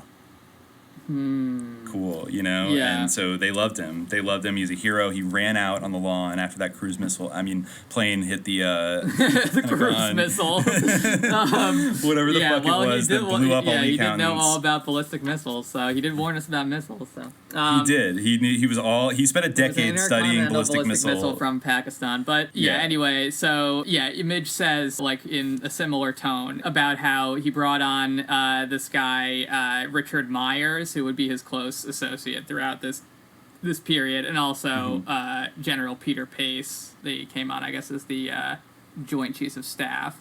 And from the beginning, Rumsfeld, Myers, and Pace worked together in a refreshing spirit of collegiality and even fun. And so fun. But if all was not yet perfectly peaceful in the secretary's surroundings, she gives a footnote here. While those with complaints against Rumsfeld were never shy about making their feelings known, he himself steadfastly refused not only to repay them in kind, but to even acknowledge that such thing caused him any difficulties. Okay. That's true. But a great stride had now been made in that direction. So she's basically referring to terrorist attack on America as a great stride in peace for Rumsfeld. People were stopping to be dumb and opposing 3,000 people died, and the Twin Towers collapsed in a horrible inferno, and the Pentagon was blown up by an ICBM. She even compares his political rivals to basically terrorist enemies by saying there were, to be sure, certain remaining pockets of resistance in the imaginary but well-worn pathway that stretches between the Pentagon and the Capitol. At least for now, however, the main warfare was reserved for the terrorists of Al-Qaeda and their hosts, the Taliban of Afghanistan. So even saying exactly. He's got them hiding in their foxholes. So a great stride was made, exactly, because his normal enemies surrendered, and he could turn his attention to the other front of the terrorists. And then she just goes on. Well, a lot of it is just about how he is really sexy and charismatic, and how he was named People's Sexiest Man of the Year in November 2002, which is really amazing. Okay, I have to read this celebrity paragraph. Okay. aside from its effect on the atmosphere in the country in general, and in the Pentagon in particular, with everybody dying and stuff, September 11th also marked the start of Donald Rumsfeld's unexpected life as a national celebrity. Indeed, even more than a national celebrity, and even more unexpected, he soon became a media hero for numbers of American... The amount that this woman loves 9/11 is, literally what the people in Prayers for the Assassin, felt. She would get a snow globe of She has a snow globe of the burn. Yeah, exactly. It's really ridiculous. Exactly. Okay, so he soon became a media hero for numbers of American men, and a kind of a pinup for countless American, and not only American women, almost without regard to political leanings. People would stop him in public places, interrupt him at dinner and restaurants, and in general treat him rather more like a Hollywood star than like an important government official. It all came about as a result of the televised briefings he frequently gave to the Pentagon press corps, especially when the country went to war in Afghanistan. At that point, Rumsfeld's briefings made him the chief public exponent and explainer of the war, and he conducted them with a candor so uncommon to the usual public demeanor of a public official, and at the same time with so much wit and panache, that what came to be known as the Rummy Show was soon playing to ever larger and ever more appreciative audiences. It is often hard to tell just what it is that draws the attention and admiration of the public. If movie producers knew what it was, they would all be among the world's most secure billionaires instead of among its most foolhardy gamblers. But it must be the case, at least sometimes, that what else is afoot in people's lives, such as a war, or a depression, or a run of economic good fortune, has much to do with what they find enlightening and or entertaining. September 11th certainly touched a deep national nerve. Still, that the mantle of media hero should have been placed on the shoulders of the country's Secretary of Defense was, after all, an extraordinary development. Rumsfeld's predecessor, William Cohen, for instance, had in the course of his 4 years in the Pentagon held some 36 press conferences that were carried out on cable television, but to very little of any general notice. During that time, the United States had even been engaged in military action in response to the Serbian onslaught against the Kosovars. Furthermore, U.S. policy in Kosovo had stirred a great deal of public argument and heated controversy in the press. Even so, however, the public had not really been stirred. Vast numbers of Americans, including writers for the country's elite publications, seemed far more eager to keep in touch with President Clinton's private peccadillos than with their country's engagements and intentions abroad. And but then, everybody was boring. The Pentagon has never carried anything like a romantic aura, but here was Rumsfeld, quite suddenly being designated by the media, quote, a virtual rock star, CNN, a babe magnet, Fox, and the new hunk of homefront airtime, the Wall Street Journal. Even the president would join the chorus, teasingly addressing his Secretary of Defense as Rumstud.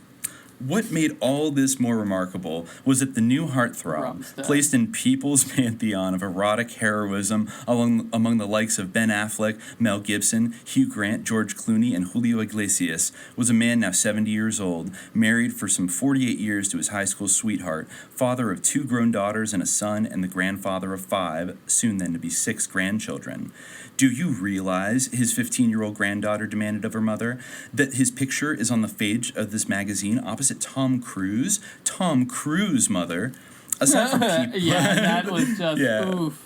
Everyone calling their parents mother. At least he didn't call her mother. Aside from people and the good-humored effusions of the likes of Fox and Wall Street Journal, he would in the not-too-distant future achieve what some would regard as the ultimate in celebrity status by being portrayed in a skit on Saturday Night Live. According to Darrell Hammond, the man chosen to mimic him, Rumsfeld's manner was reminiscent of that of Henry Fonda playing Tom Joad in the movie Grapes of Wrath.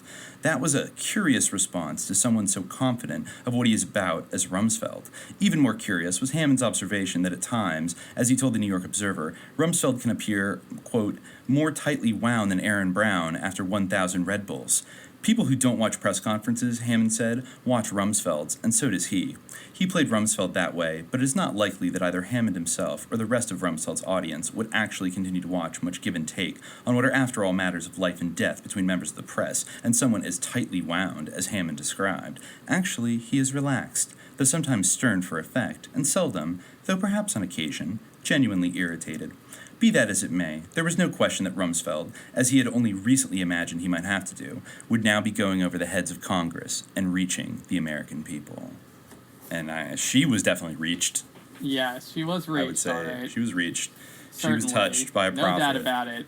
Yeah. So I mean, do you remember those press conferences from back when they were happening? Not really. I don't really have like a recollection of them. I do. I remember them pretty well, actually.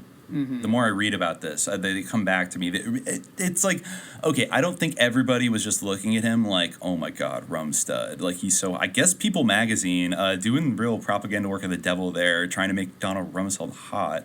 Yeah, I 2001 and 2002 believe this idea that he was like a pinup for American women, except for like, I don't know. But like, if you're over 70, like if you're like menopausal, sorry, no offense, but like, why are you like looking for like a sorry, like later on in the book she will use the term stud muffin, but like just like relax. Like, why are you getting all like hot and bothered over Donald Rumsfeld? Like, it's ridiculous. Is it some kind of liberal New York kink? Because, Midge Decter is like a lifelong New Yorker, and I guess she hangs out with a lot of high society, like wealthy, rich liberals, it sounds like, and it's almost like a dangerous little kinky thing. They secretly kind of have the hots for Rumsfeld. It's like, they know they shouldn't, perhaps left-wing podcasters and like Steve Bannon. Actually, it makes more sense than that, which we have to deal with. So yeah, maybe it does. At least he does have a thick wrestler's frame. I do understand it. I mean, I don't really, but a little more than Steve Bannon. Yeah, exactly. Yeah, he has more chiseled features. Yeah, he's got manliness. And he was daddy at that time. And I remember him being very sassy. Daddy, yeah, he was daddy, and he would Rumsfeld. sass these reporters. Yeah, and like he kind of, and I watched kind of, that's how he deals with the media. That's how he comes off in Errol Morris's documentary. That's how he came off on Stephen Colbert in 2016. He is very unflappable. Like, you can't actually, he would get pissy at people, but he would joke about shit. He could kind of like brush aside anything with like a joke.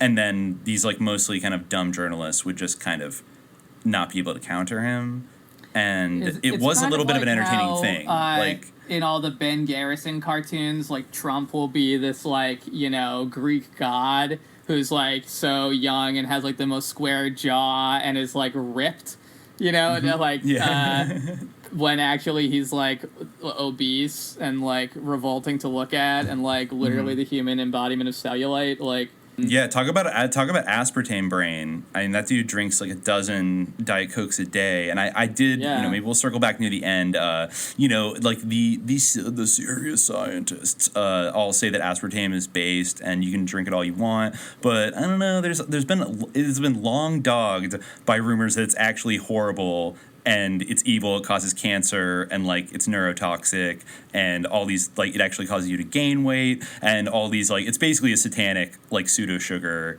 that Donald Rumsfeld, like, forced into existence. Safe. I trust it completely. Yeah, and so we, even, like, without Donald Rumsfeld... Donald Trump doesn't drink Diet Coke, right? He only drinks normal Coke because you never see a skinny person drinking Diet Coke.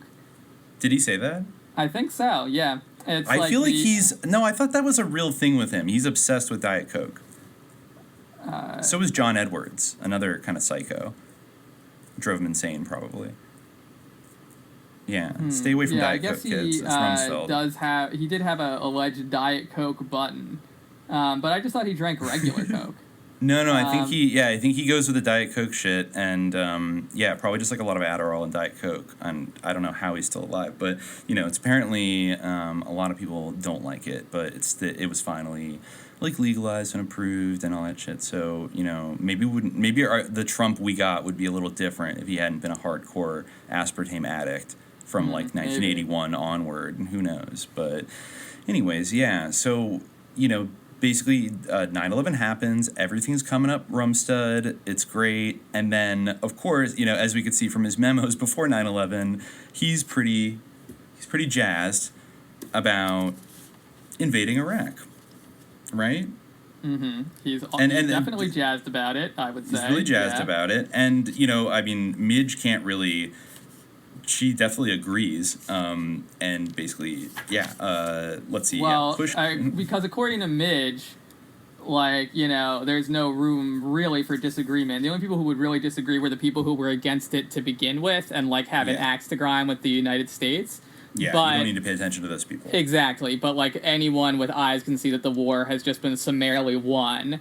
and now we just have to, wait a couple months for us to rebuild Iraq. And I want to see. Hold on, I want to check if it'll say the month that this is published in. Let's see. It just says copyright 2003. So this really was rushed to the press. 2003, or I think it definitely was 2003 because she talks about like if George W. Bush holds on to the White House. The most recent election was the midterms from the perspective of her while she's writing. So from her perspective while writing. So. Yeah, and this is it's good to remember like the psyop that got us into this fucking war because Midge Decter kind of encapsulates the type of rhetoric that they were pushing. In chapter 8, push comes to shove. Yeah, Rumsfeld and Richard Byers. Subsequent chapter after a change in the weather, which documents the roaring success of Afghanistan, where everything went fine and everything was great.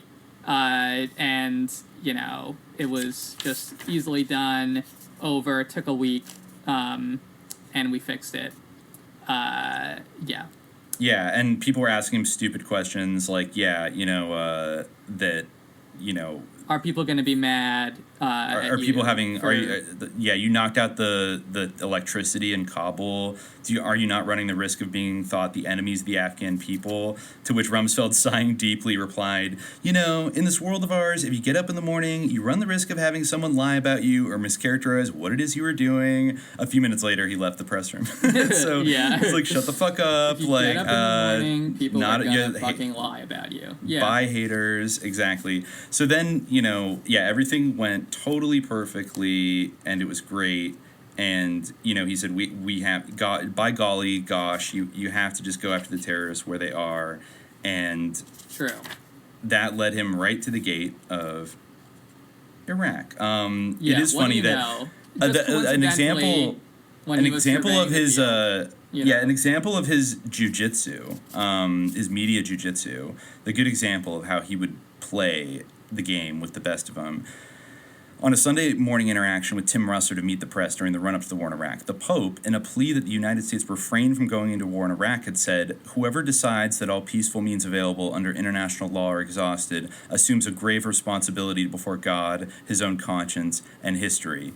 Russert, in an unmistakable spirit of challenge, read this statement to Rumsfeld and asked him what he thought of it, and to his visible astonishment, Rumsfeld answered with perfect aplomb, "The Pope is right." "What? You agree with him?" Russert's voice seemed to rise a full octave. "It's true," came back the unhesitating answer. "War is the last choice." It's hard to think of any... it's the last choice unless, you have to preemptively, invade every country because they're, attacking you with terrorists. And Midge says that... against you. Midge says about that, it is hard to think of anyone else in Rumsfeld's position who might have turned that particular table with that particular kind of ease. Really? Is that... what else was he supposed to say about the Pope telling him not to invade Iraq? Well, he could have said that he was a communist or something, which I feel like a contemporary... Pretty hard to do with John Paul II. Pretty hard to do with John Paul II. The most anti-communist Pope ever. But I will say, I'll give credit to the kid. Communist either, but no, that's what he's they would not. Say now for sure. He's probably a Fabian Jesuit, but credit to JP2 for the cats out there. JP2 was vocally against the war in Iraq. I do remember that as well. Yes. And nobody cared.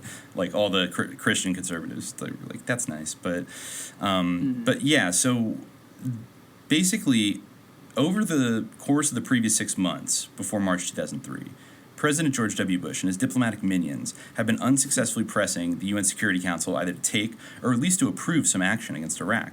For nearly 12 years, the United Nations had been pressing Saddam Hussein to give up his country's weapons of mass destruction that Donald Rumsfeld gave to him.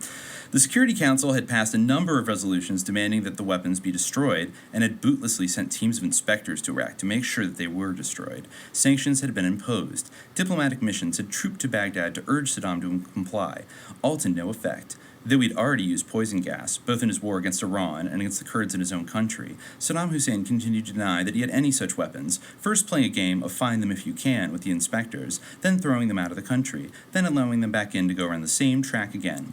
Finally, in September 2002, George W. Bush entered the fray, taking himself off to New York in order to give the UN one last chance to make good on its own declared policy.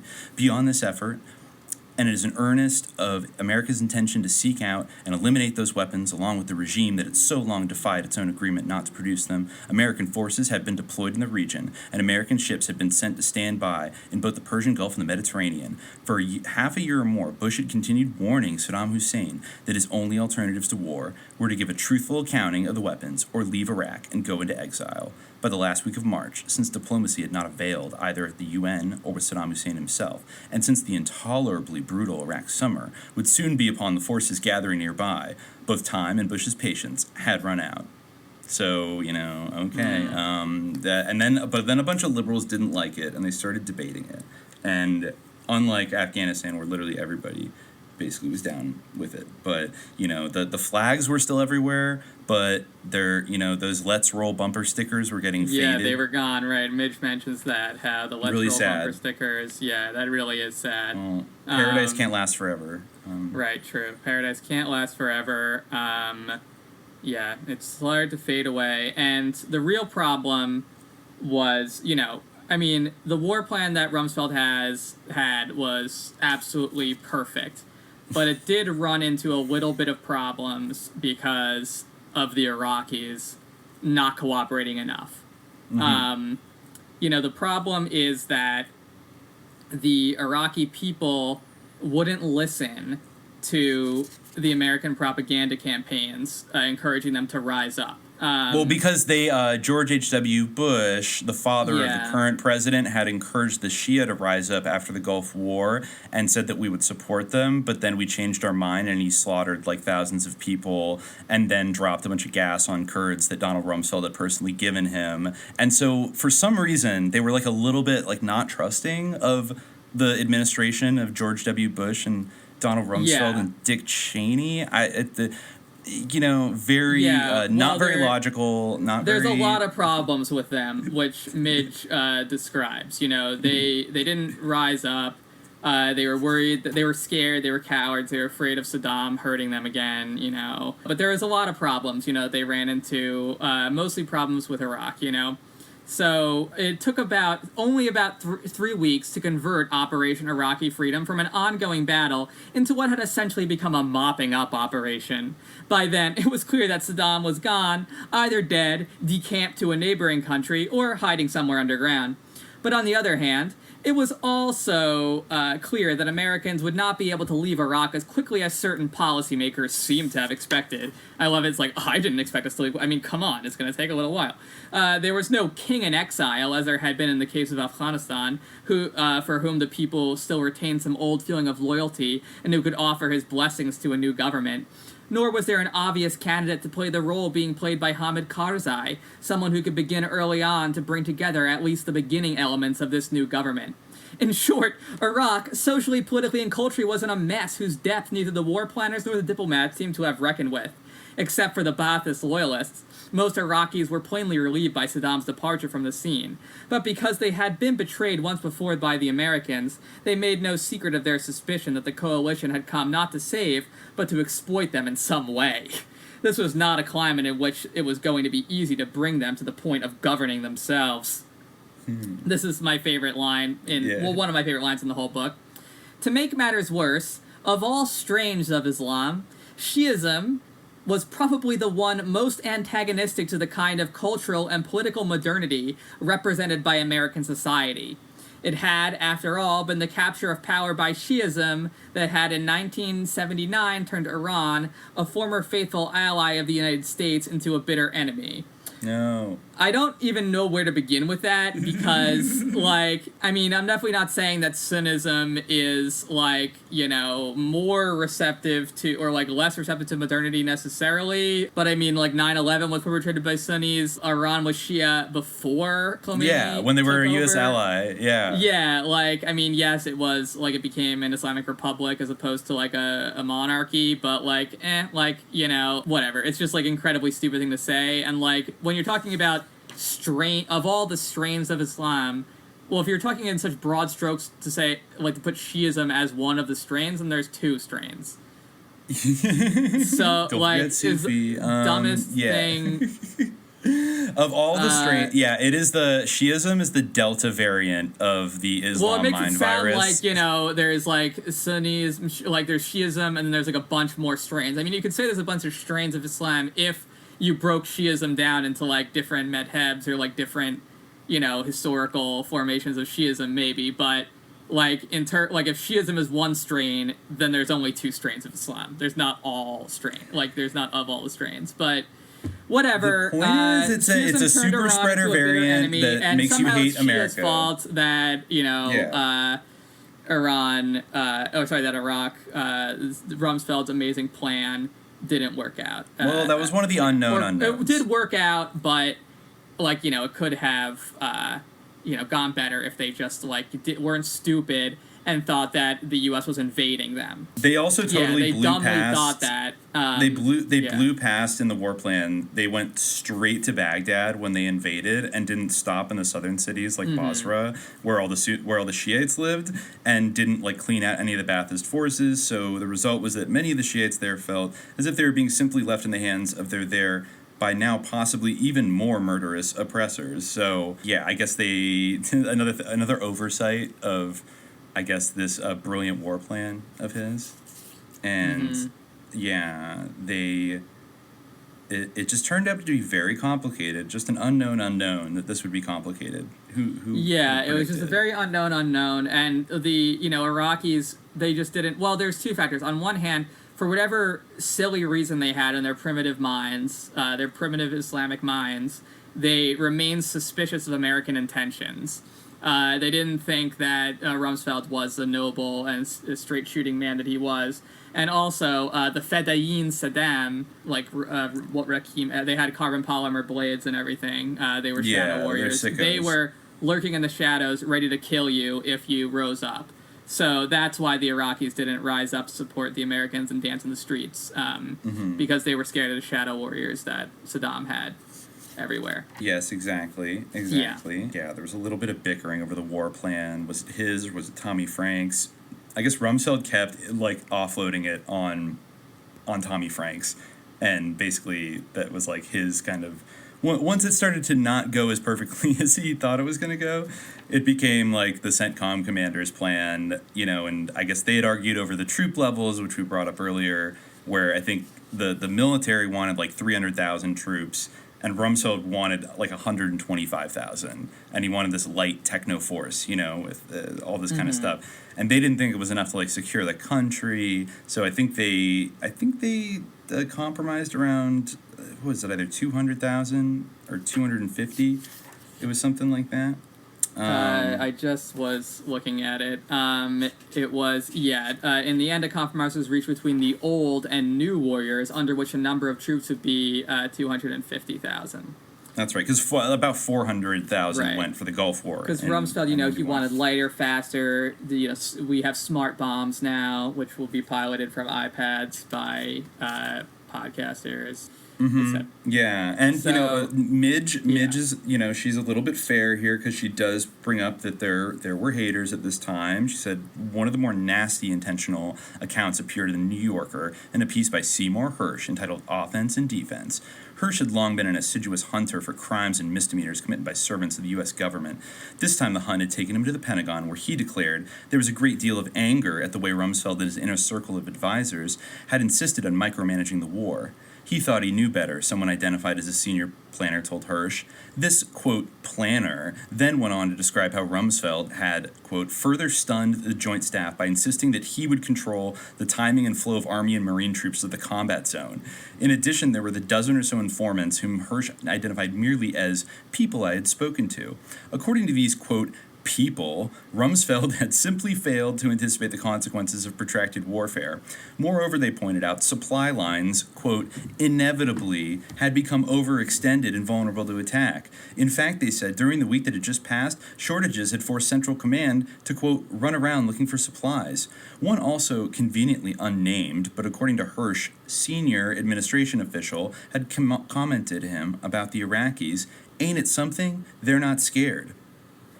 Wow, so just trashing Rumsfeld, all these, quote, people talking shit about Rumsfeld, saying that he's micromanaging the war badly, Yeah, another thing that people very foolishly complained about was the weapons of mass destruction. They, get over it. Get over it. That they would actually be there. It's Somehow ridiculous. They thought that we were gonna go into Iraq and then find them. But everyone who had a granule of logic realized that they were not going to be there. Of course, everyone he was going to hide them or send them to Syria. Everyone knew. Yeah, they would be destroyed or something. Like everybody expected that the WMDs would be gone. Anyone with any reason at all. But for some reason, these people were just kind of whatever, being spoiled. Sour grapes. Sour pussy. They didn't want the war to happen in the first place, so they just harped on. They're just being mean to him. They're doing cyberbullying. It's really kind of problematic, actually. Exactly. Hard. They were being rummy-phobic. They're being rummy-phobic, exactly. They were being very rummy-phobic, and they were, obviously, what Saddam Hussein would do is, take them somewhere else, give them to the next enemy. I think she even says at one point, before the search was anything near over, most people concluded that Saddam Hussein had destroyed the WMDs on the eve of the war, who had moved them to the territory of some neighboring ally, perhaps Syria. Wow. Okay, so they're in Syria. Country. Well, then we got to go find them in Syria. Yep. It's just like what Wesley Clark said in that interview one time where he was hanging out in the Pentagon a week after 9/11, and somebody told him that Rumsfeld was drawing up plans to invade 7 countries in 5 years. And I think it was Libya, Syria, I forget the other ones, but basically, they were on the hit list, and they eventually got. They definitely were on the hit list because he actually has a hit list, and he North Korea.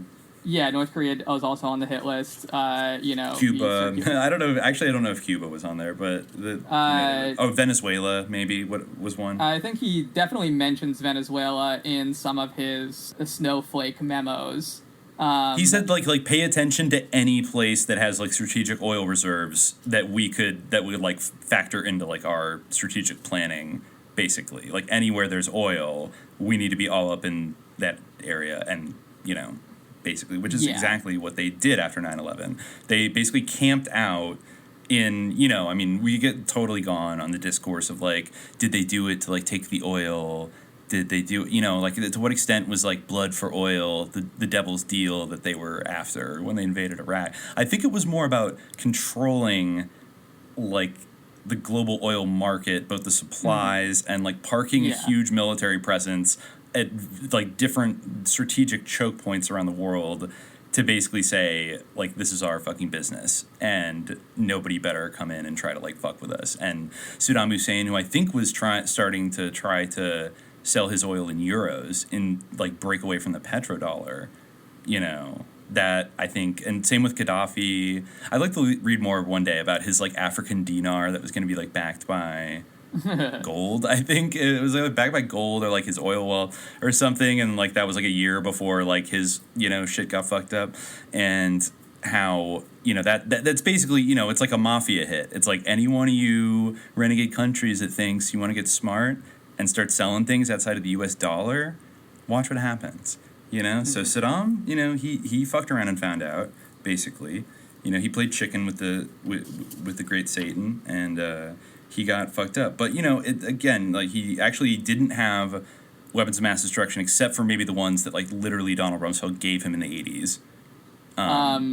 This is a great memo that he sent to Doug Feith on April 7th, 2003. We need more coercive diplomacy with respect to Syria and Libya, and we need it fast. If they mess up Iraq, it will delay bringing our troops home. New paragraph. We also need to solve the Pakistan problem.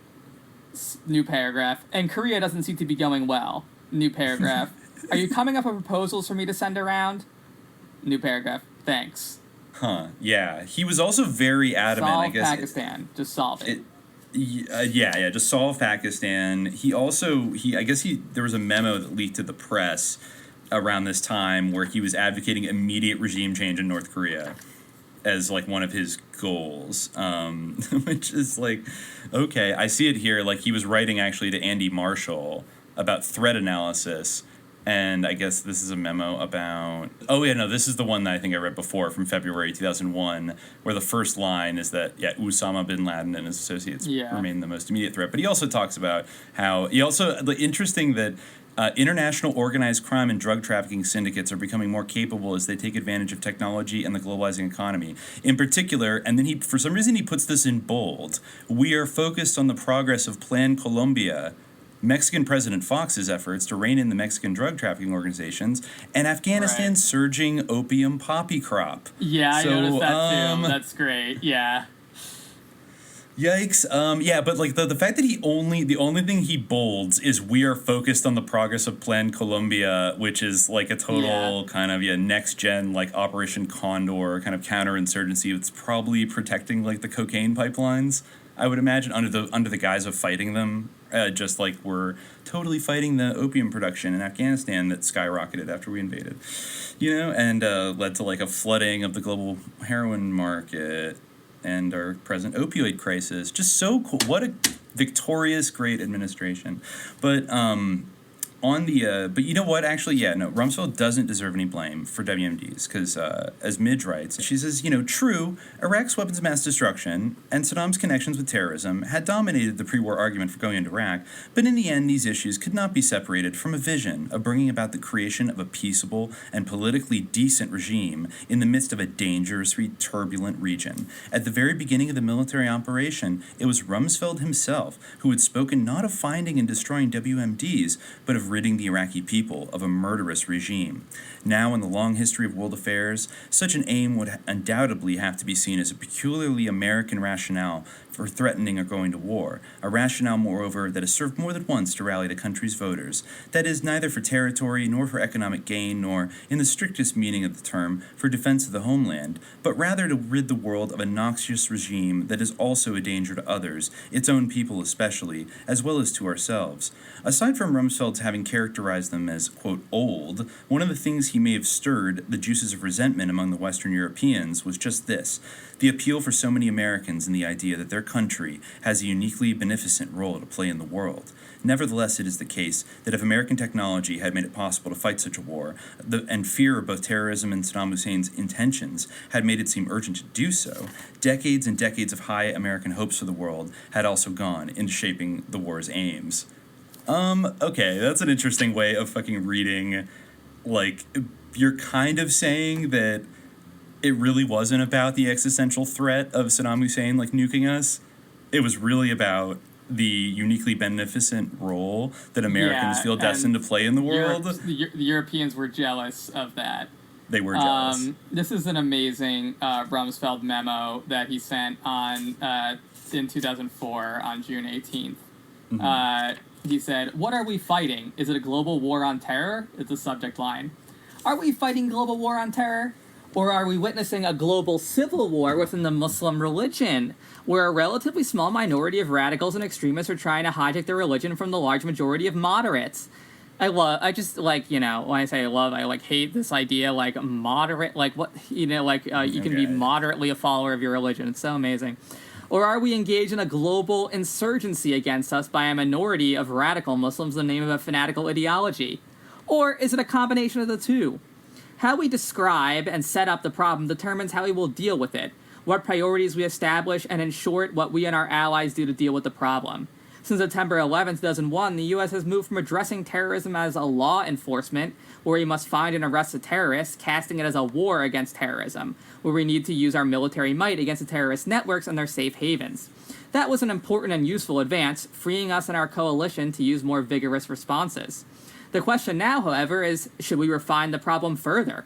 What we may be facing is not simply a law enforcement problem, it is also not a global war against United terrorists, but rather a war by a radical extremist strain of Islam Islam, a minority of that religion, first against the moderates in that religion, but also against much of the rest of the civilized world.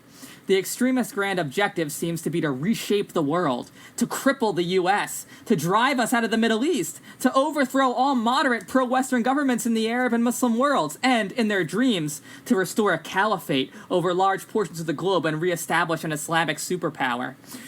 The important point is what we face is an ideologically based challenge. Radical Islamists may be centered in the Middle East, but their reach is worldwide and their goals are global.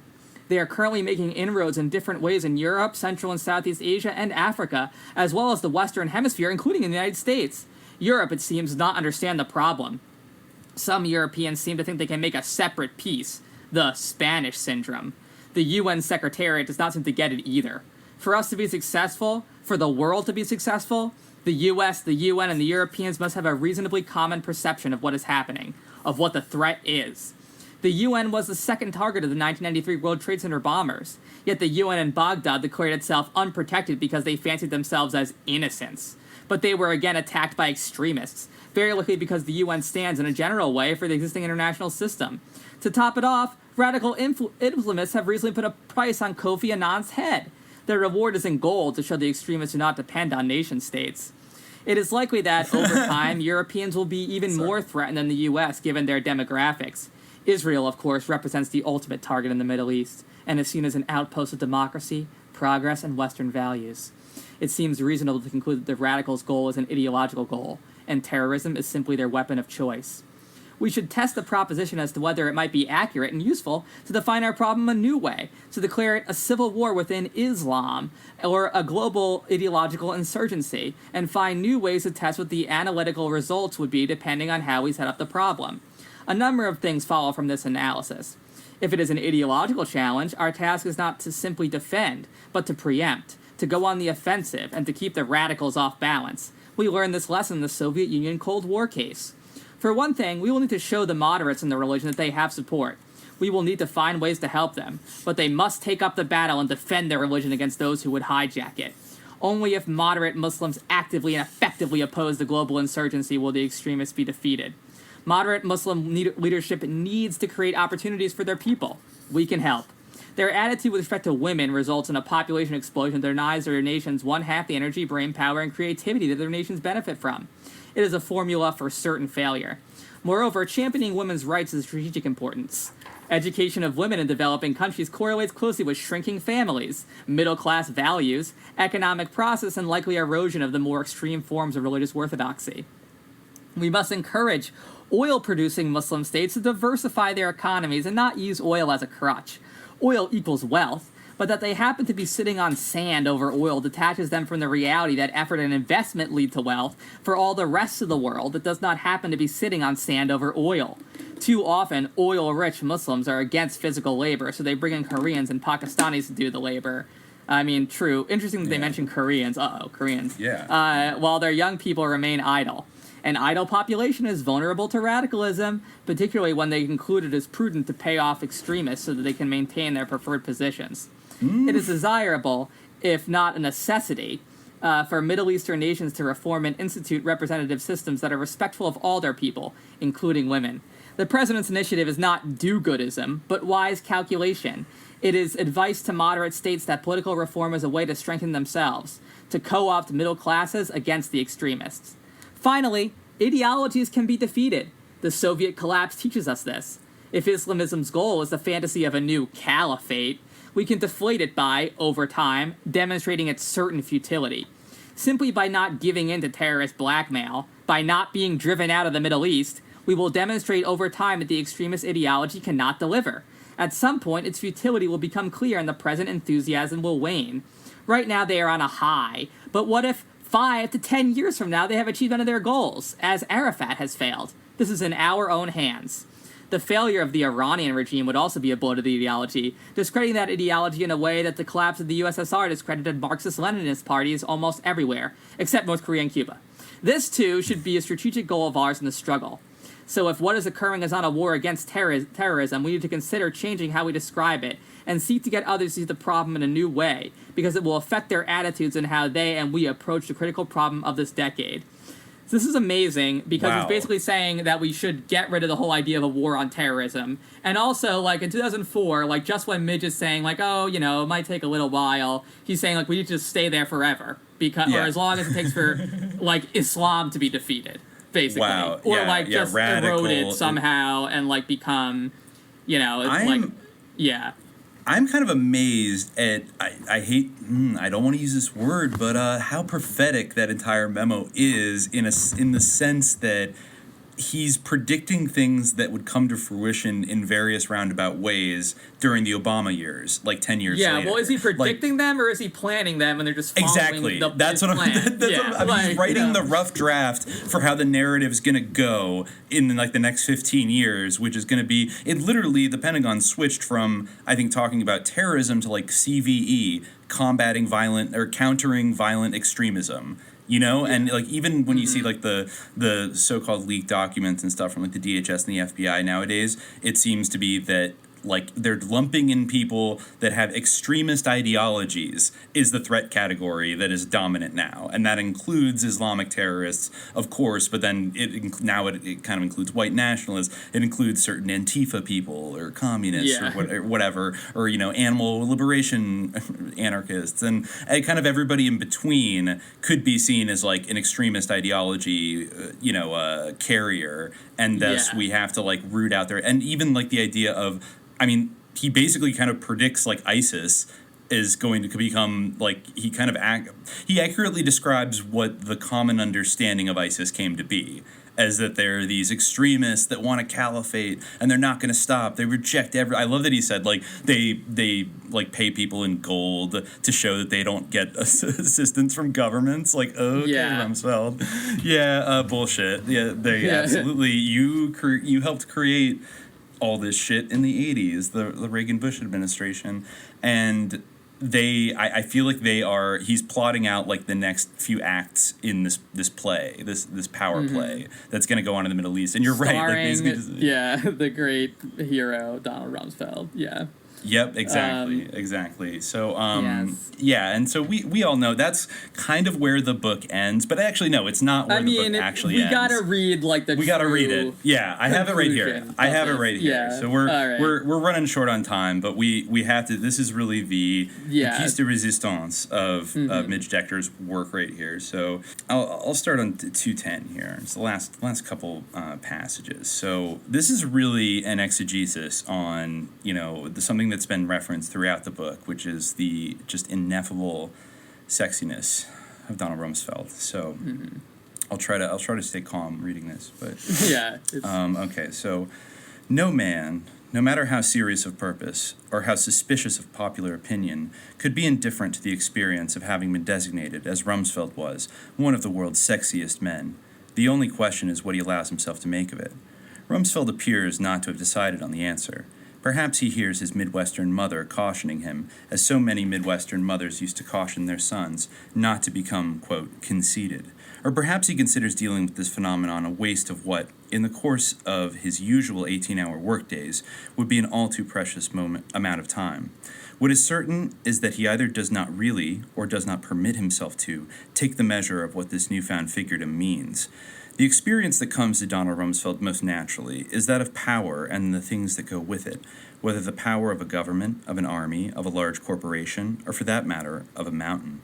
He tends, for example, almost by his very nature, to probe those around him for weaknesses, towards which, should he find them, he might not necessarily be tender. On the other hand, when he meets his match, whether in seriousness of intellect, clear-headedness, courage, or perhaps even just in sheer will, he is ready to engage with gusto. Now, power may or may not be an aphrodisiac, as Henry Kissinger once famously observed, but one thing is sure, power is Power is, in an important sense, the very opposite of celebrity. People who are powerful usually have a superior hold on those who are weaker than they are. Celebrities, however, willy-nilly become the almost wholly owned property of those who celebrate them. Watch a movie star who wishes to be left alone walk down a city street or into a restaurant and note the lengths of disguise to which he or she will go in order to avoid having the walk or the meal simply and by right taken over by fans. The distinction between being powerful and being a star is not unimportant, and especially not unimportant for thinking about this latest phase in Rumsfeld's long and various career. He has in the course of his life never wanted for approval or admiration, whether as a student, in the Navy, in the government, or in business. How else, to take just one example, would someone lacking even one day's experience in the field simply be handed a large and floundering pharmaceutical company to run? Nor has Rumsfeld ever, not even from his very first months in Congress, appeared to encounter difficulty with, or shown hesitation about, asserting his claim to authority. But place him in a room full of people crowding around to shake his hand and sing his praises, and unless they are, say, members of the armed forces, civilian employees of the Pentagon, or hangers out in Capitol Hill or other familiar haunts, that is, people whose reasons for admiration are transparent to him, he becomes visibly less than comfortable. Be that as it may, there is something in the phenomenon of Rumsfeld's extraordinary celebrity that speaks as much to the present and future condition of the United States as to his own ongoing career, and that is the fact that his status seems to transcend partisan politics. For among the men and women who have in one way or another declared themselves members of the Donald Rumsfeld fan club, there's a footnote here, yes, there is such a thing, figuratively if not literally attested to by the existence of at least 2 websites exclusively devoted to keeping track of his triumphs. There are believing liberal. Yeah, I know, right? Yeah, like the war in Iraq, which is completely won and over, and no more problems. Yeah. Yes. So there are believing liberals as well as conservatives and otherwise loyal Democrats as well as Republicans. His female admirers are especially relevant in this connection because for years the public opinion polls have shown that women tend on the whole to be more anti-military than men. After 9/11, of course, the map of that once so vividly divided red and blue country lost something of its sharp outlines, so that by November of 2002, Bush was able to parlay what had been a virtual tie for the presidency into an almost unprecedented midterm victory for his party. In addition, despite the later efforts of a number of pundits and politicians to persuade their fellow Americans that the aftermath of the Iraq War was turning out to be a murderous disappointment, if not indeed evidence of outright government deception, a very large percentage of Americans have continued to favor Bush with their approval. One thing that Rumsfeld can be said to have in common with Bush, in fact, is the way that they both continue to cut a more than usually wide swath of admiration with the public. And, obviously, in many respects, the two men could hardly be more different, although they are both men who know their own minds and understand to the very bottom of their beings what is involved in the exercise of vil. In matters of personal style, they bear almost no resemblance to one another. Bush is famously a tease and a kibitzer, the kind of man who, as the good book might have said, turneth away wrath with a well-timed neighborly slap on the back, whereas Rumsfeld is, first, last, and always, a contender. And when it comes to the question of dealing with the problem of one's all-too-human inner weaknesses, Bush is clearly someone who long ago made his way to that dark territory and back. Indeed, this is a quality in him that, whether they are conscious of it or not, serves to endear him to very large numbers of people. Rumsfeld, on the other hand, simply refuses to grant any force to whatever weakness may lurk to trouble him. And this, in a very different way, serves to endear him to a wide public as well. He simply has no flaws. George Bush conquered all of his flaws by confronting them and becoming born again and going to get God controlled by AA. And Rumsfeld just doesn't have any weaknesses or flaws. He refuses to grant any force. To have any. Yeah, exactly. Yeah, the will has triumphed with him. Yeah. So this is where she's crescendoing up to the big finale here. These positive feelings about Rumsfeld are both affected and not affected by what is these days so ungrammatically called gender. That is, the traits his male and female admirers profess to admire in him are given very different names, but point at bottom to be the same basic quality. Men are likely to say that they admire the way he knows his mind and talks tough and straight, or the way he manages so deftly to keep the press in its place, or in more general terms, what he has done and is doing for the country. Women, on the other hand, tend to express their feelings about him less specifically, saying they find him to be a particularly attractive combination of good-looking and smart and sexy. Both descriptions, however, can basically be summed up in a word that has, for a considerable period of time, been deprived of public legitimacy. The word is manliness. Yep. As it happens, it's manliness. It happens, before the administration of George W. Bush, the country had for 8 years been governed by someone who was essentially a clever boy. Bill Clinton was undeniably intelligent, and under the right circumstances, he could also be charming and ingratiating, but he was also weak and self-indulgent, somewhat uncouth, and still stuck on girls in the manner of an all-too-anxious adolescent. Many people claimed to appreciate and admire him, but most of them were little more than political partisans, his own people. Most conspicuous among them were liberal Democratic women. In the end, however, it turned out that what such women really admired and favored in Clinton was their own ability to keep his political feet to the fire. When he was caught out in a scandal born of his adolescent fevers, these women made a great show of their continuing support for him, which now rather nakedly revealed itself as merely a form of support for their own political agenda. The point is that by the time he departed the White House, there were few women and even fewer men who would, with any sincerity, have awarded Clinton the status of sex hero, let alone, oh happy invention, quote, STUDMUFFIN. That designation would have to await the arrival of a high-achieving, clear-headed, earnest, no-nonsense Midwestern family man nearly 70 years old. The times, in other words, they were a-changin'. What, then, was this change, and what did it signify? Even after the flags were no longer flying from every rooftop, the leveling of the World Trade Center continued to leave a deep mark, probably deeper than they knew on most Americans. Their country, after all, was no longer sitting in confident security between its two great oceans and its non-bellicose neighbors to the north and south, and there were people running around in it who were not merely criminal or lazy, but trained and ready to kill themselves in order to help bring the whole place down.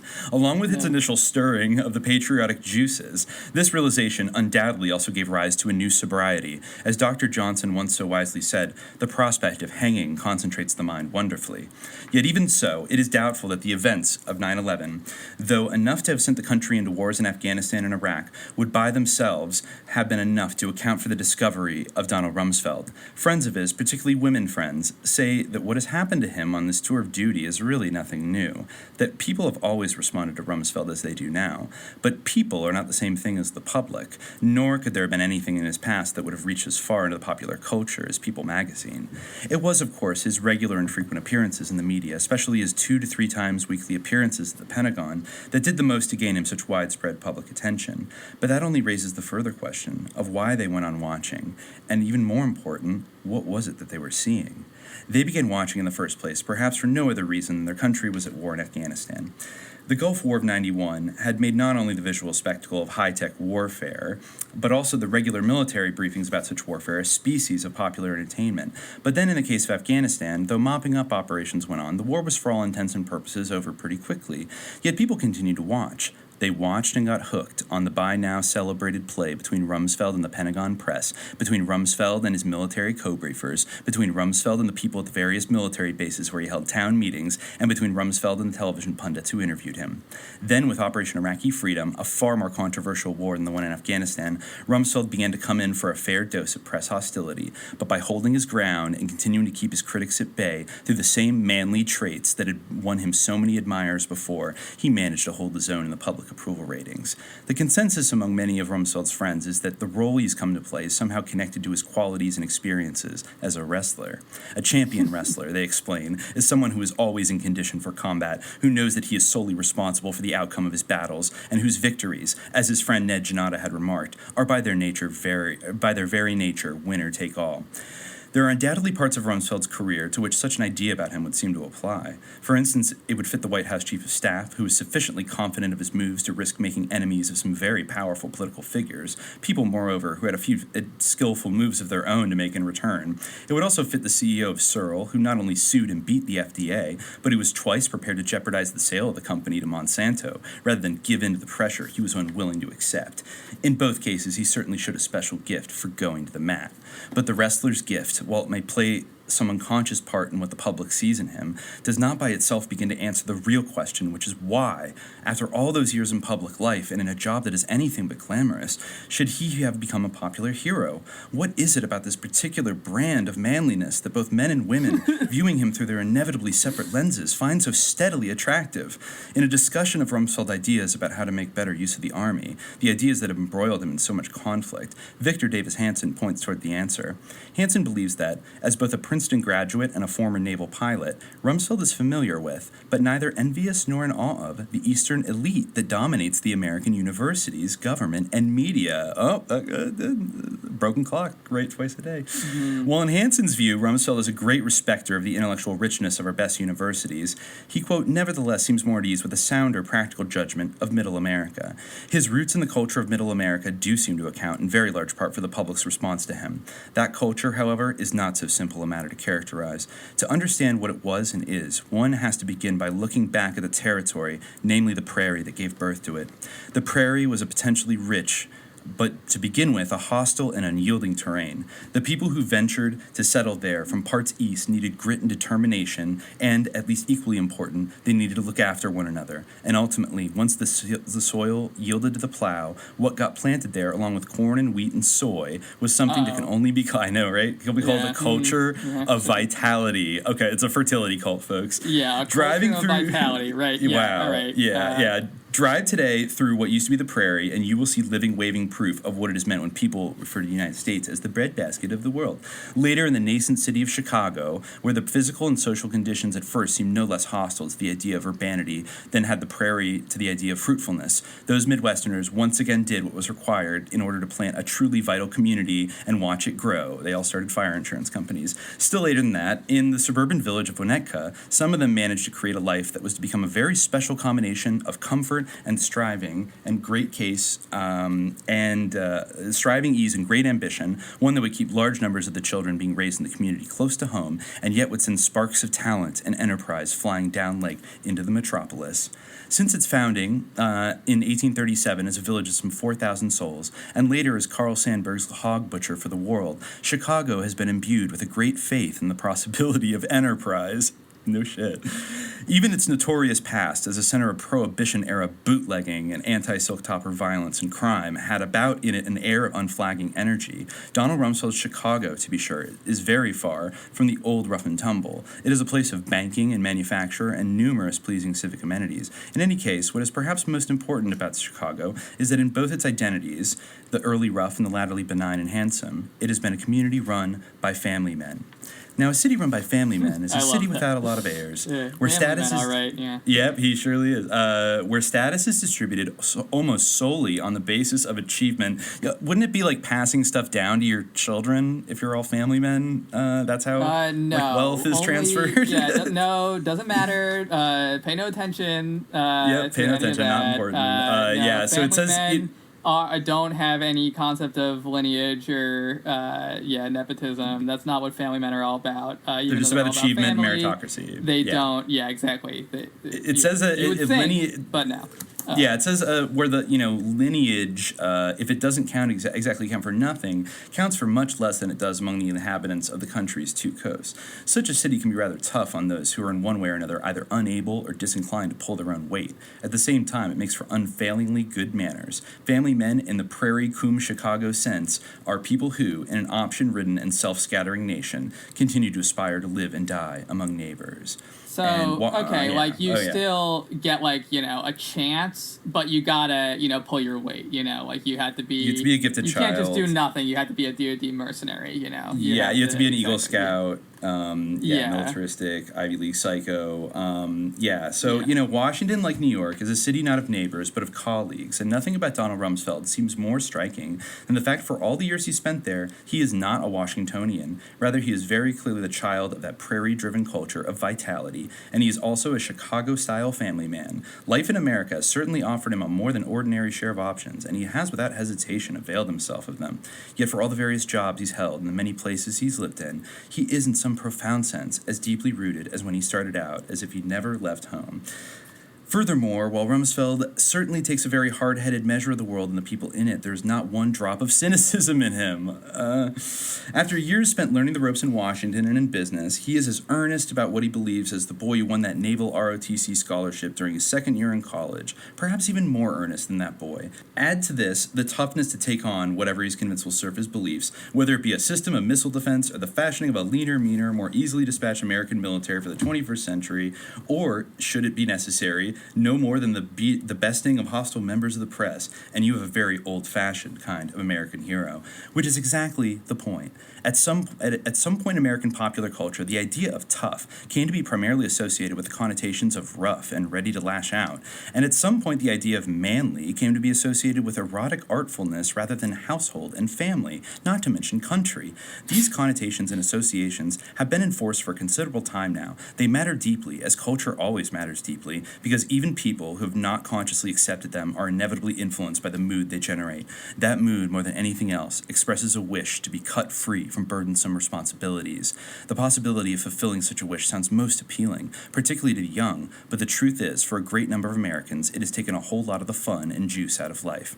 Something strange is happening to the American soldier, observes Victor David Hansen about Rumsfeld's army, almost as if current popular culture were being married to 19th century notions of heroism and sacrifice.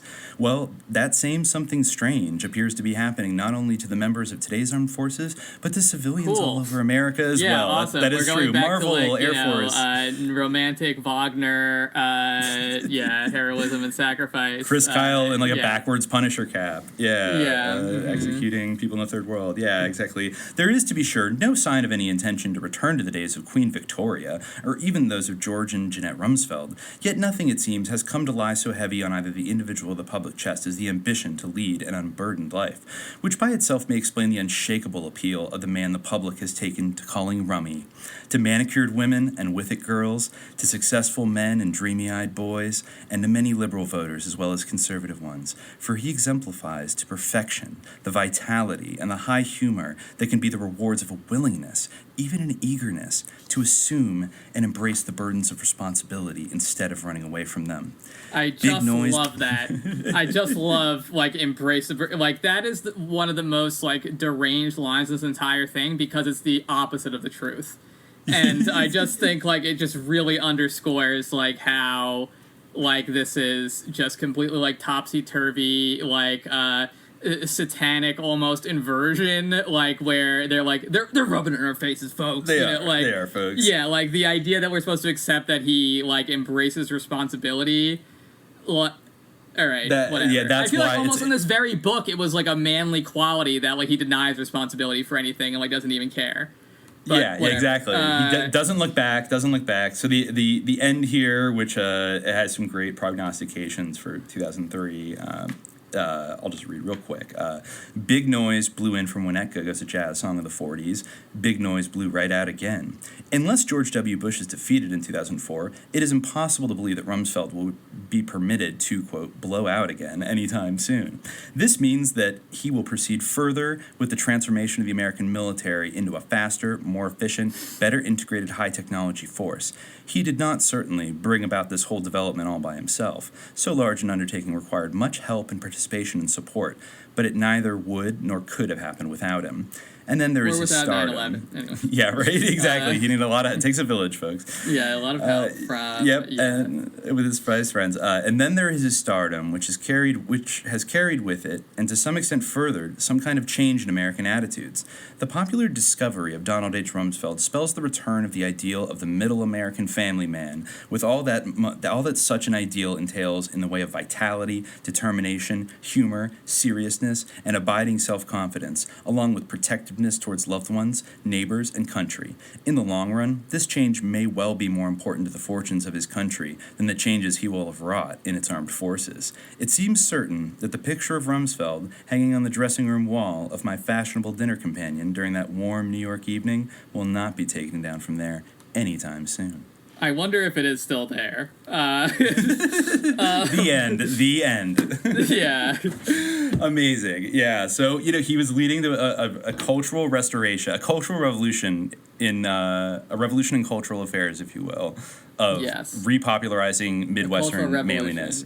Yes, maybe he's kind of right, because think about it, the two big Hollywood stars nowadays who went from being relatable, normal guy, funny men to always playing Navy SEALs and CIA people are, John Krasinski and Chris Pratt, who are kind of total Midwestern, nice guys who are constantly representing the military. Even, Chris Evans, Captain America, that good Midwestern, maybe Rumsfeld, he tapped into something that Hollywood took and ran with.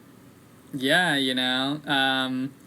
heroism, sacrifice, core fascist 19th century Wagnerian values that he got at New Trier, which, uses the sus German Roman fort as its sigil. Yeah. Forcing brain poison into all of our diet sodas. Yeah. Mm-hmm. Awesome. Thank you. Yeah. He truly is a weed of the prairie, which has now been fully colonized by Monsanto. Which yeah, exactly. GMO, proprietary GMO weed prairie. That's hopefully what he's reincarnated as. No, just kidding. He's in hell. Yeah, I don't believe in transmigration of the soul. He's definitely in hell. He's definitely in hell, being tortured by Jinn or something. Yeah. Right now. He's just getting double tap drone struck forever. Or I guess he's just in Abu Ghraib probably forever. Yeah. Probably. Yeah, with the Barney song blasting. He's definitely in hell. I mean, right now he's in the grave, being tormented by snakes and spiders. Also, much like in Abu Ghraib, so he's enduring the punishments of the grave now. But on Judgment Day, he's definitely going straight to hell. I mean, you're not supposed to speculate about anybody's Akira, but I have a feeling he's going to hell. In a bucket. In a cruise missile, like the kind that hit the Pentagon. Yeah. Right. Exactly. He'll be tortured by, his torture handlers, and, the Abu Ghraib hell will be all of the accountants that he murdered on 9/11 to cover up the accounting fraud. Yeah. He will be judged guilty of too much manliness. He's simply too manly, and for that, he needs to go to hell. Yeah. This must be a hard... Midge Decter, by the way, is, I think she's, probably 90, but she's still alive. So this must have been a tough month for Midge. Yeah, she's probably going to be at the funeral. They should really hire her to give a eulogy. Who better? Ask her. They don't have to hire her. I'm sure she'd do it for free. Yeah. She's still. Yeah, she's still. Do you think that she ever had an affair with Donald Rumsfeld? I think that she, loves him too much to actually have had any real contact with him. Yeah, because maybe it would pierce the veil of respect and admiration. She doesn't actually seem to know. She does seem like a giddy, smitten schoolgirl the way she describes her friend as being. So I think that they must not have had any kind of dalliance. But so much just throbbing beneath the surface there. In terms of her, there was a really libidinal energy to that era of the neocons invading Iraq, where they all had big war boners. On there was almost a Trotskyist the revolution has to be orgasmic and sexual that kind of attitude. You need to go right to the center of that world with a very big stick and say suck on this. Exactly. And that's what Donald Rumsfeld did. That's what he did. So and got to die. I think I saw it with a fortune of about $250 million. Not bad for a little boy from Winnetka, a rough looking Swede from Winnetka, but he can't take it with him. So yeah. Any other thoughts? Yeah, I mean, we'll return to Rummy. I'm sure. Yeah, I mean, you can definitely find this book online. You can find it, free. In PDF form, various places for free. Yeah. Isn't the copy on archive.org it has a stamp on it that says returned from it's rejected from library or something? Maybe. I don't. But yeah, I mean, it's we covered the basics, but it is worth it to I feel like it's almost worth it. Maybe not entirely, but if you're truly curious, there's even more appalling stuff there. I think something that really just is astounding is the way that she portrays the Iraq War as being totally over, and all the people griping and carping about how the war would be a quagmire, how wrong they were and foolish, and how much egg they have on their face. It's really that really level amazing. Of smugness in 2003 was sky high. They were so fucking jazzed on themselves, and they thought that Donald Rumsfeld was a sex symbol for the entire country. Yeah, which, I'm sorry, maybe it was more true than it should have been, but that's still a fantasy. No one was absolutely. But they got the greatest gift of all time. They got to basically have a year and a half of just 90% approval ratings and everybody fucking loving them and not putting up any kind of they did it, folks. How did they not fucking do it? My God. I really think that this is one of the most persuasive books. In terms of suggesting that Donald Rumsfeld and his whole coterie orchestrated 9/11. Like, his own memos also do a lot, but, like, really, it's probably at least, like, any, like, you know, conspiracy theory type literature, like any book about 9/11 actually making that case. Like, I feel like this is at least equally persuasive, if not more so. Like, I would say, along with the memos that you read, that you dug up, that are on his website, like, reading those in tandem, like, jumping back and memos. forth. Just think of what are the classified memos say. You know, right? Like the ones we can't see. Exactly. What did those snowflakes say? Exactly. Yeah. Exactly. Yeah, we'll probably never know. Yeah. We'll probably never know. And I was trying to think.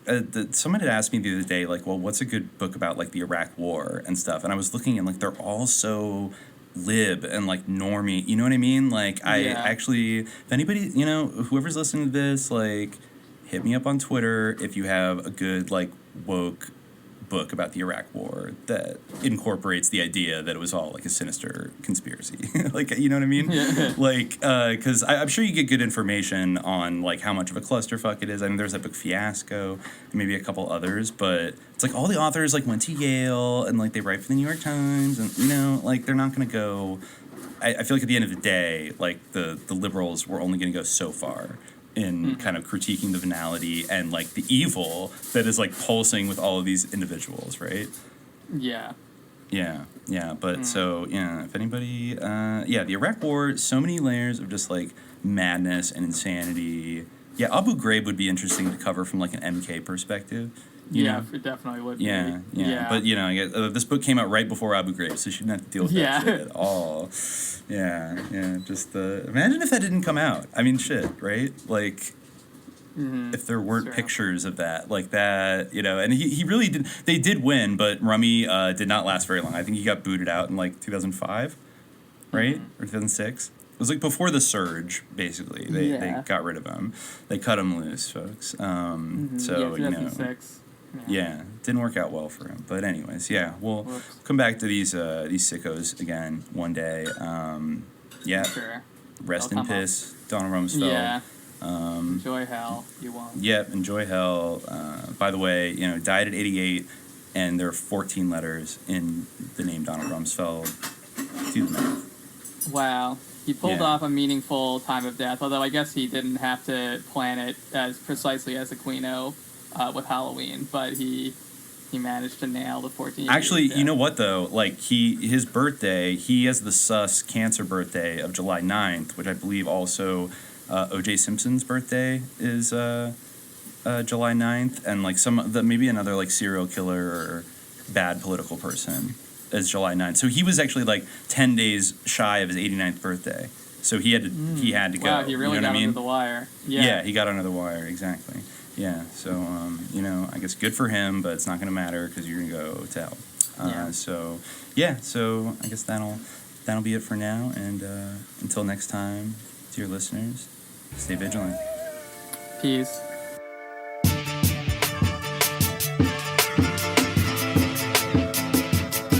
Immortal Technique. Revolutionary Volume 2. Yeah.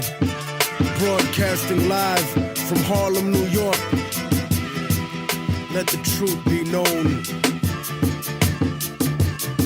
You better watch what the fuck flies out of your mouth, or I'ma hijack a plane and fly it into your house. Burn your apartment with your family tied to the couch and slit your throat so when you scream, only blood comes out. I doubt that there could ever be a more wicked MC, cause AIDS-infested child molesters aren't sicker than me. I see the world for what it is, beyond the white and the black. The way the government downplays historical facts, cause the United States sponsored the rise of the Third Reich, just like the CIA trained terrorists how to fight, build bombs and sneak box cutters onto a flight.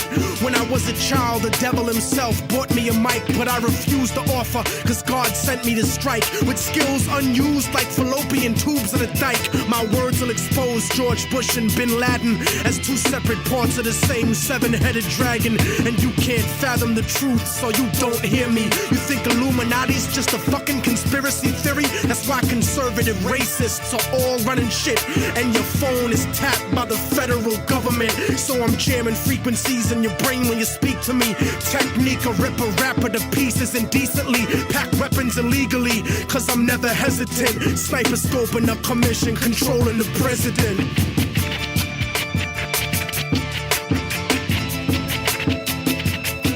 Father, forgive them, for they don't know right from wrong.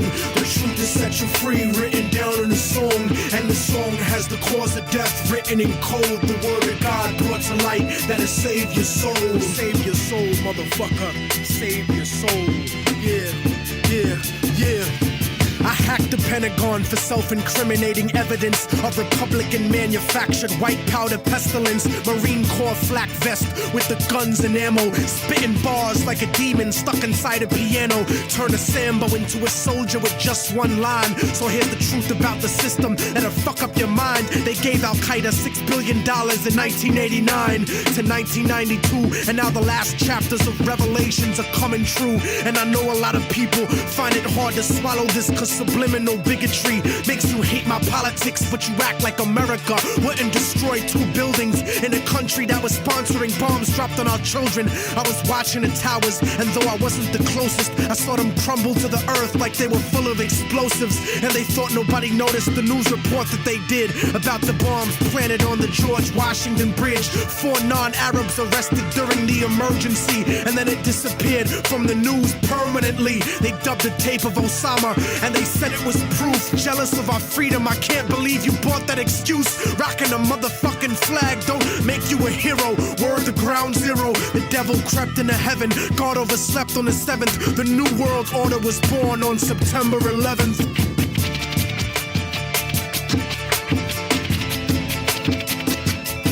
Father, forgive them, for they don't know right from wrong. The truth is set you free, written down in a song. And the song has the cause of death written in code. The word of God brought to light that'll save your soul. Save your soul, motherfucker. Save your soul. And just so conservatives don't take it to heart, I don't think Bush did it, cause he isn't that smart. He's just a stupid puppet taking orders on his cell phone from the same people that sabotaged Senator Wellstone. The military industry got it popping and locking, looking for a way to justify the Wolfowitz doctrine. And as a matter of fact, Rumsfeld, now that I think back, without 9/11, you couldn't have a war in Iraq or a defense budget of world conquest proportions. Kill freedom of speech and revoke the right to abortion, tax cut extortion, a blessing to the wealthy and wicked. But you still have to answer to the Armageddon you scripted. And Dick Cheney, you fucking leech, tell him your plans about building your pipelines through Afghanistan and how Israeli troops train the Taliban in Pakistan. You might have some house niggas fooled, but I understand colonialism is sponsored by corporations. That's why Halliburton gets paid to rebuild nations. Tell me the truth, I don't scare into paralysis. I know the CIA saw Bin Laden on dialysis in 98 when he was top 10 for the FBI. Government ties is really why the government lies. Read it yourself instead of asking the government why, cause then the cause of death will cause the propaganda to die.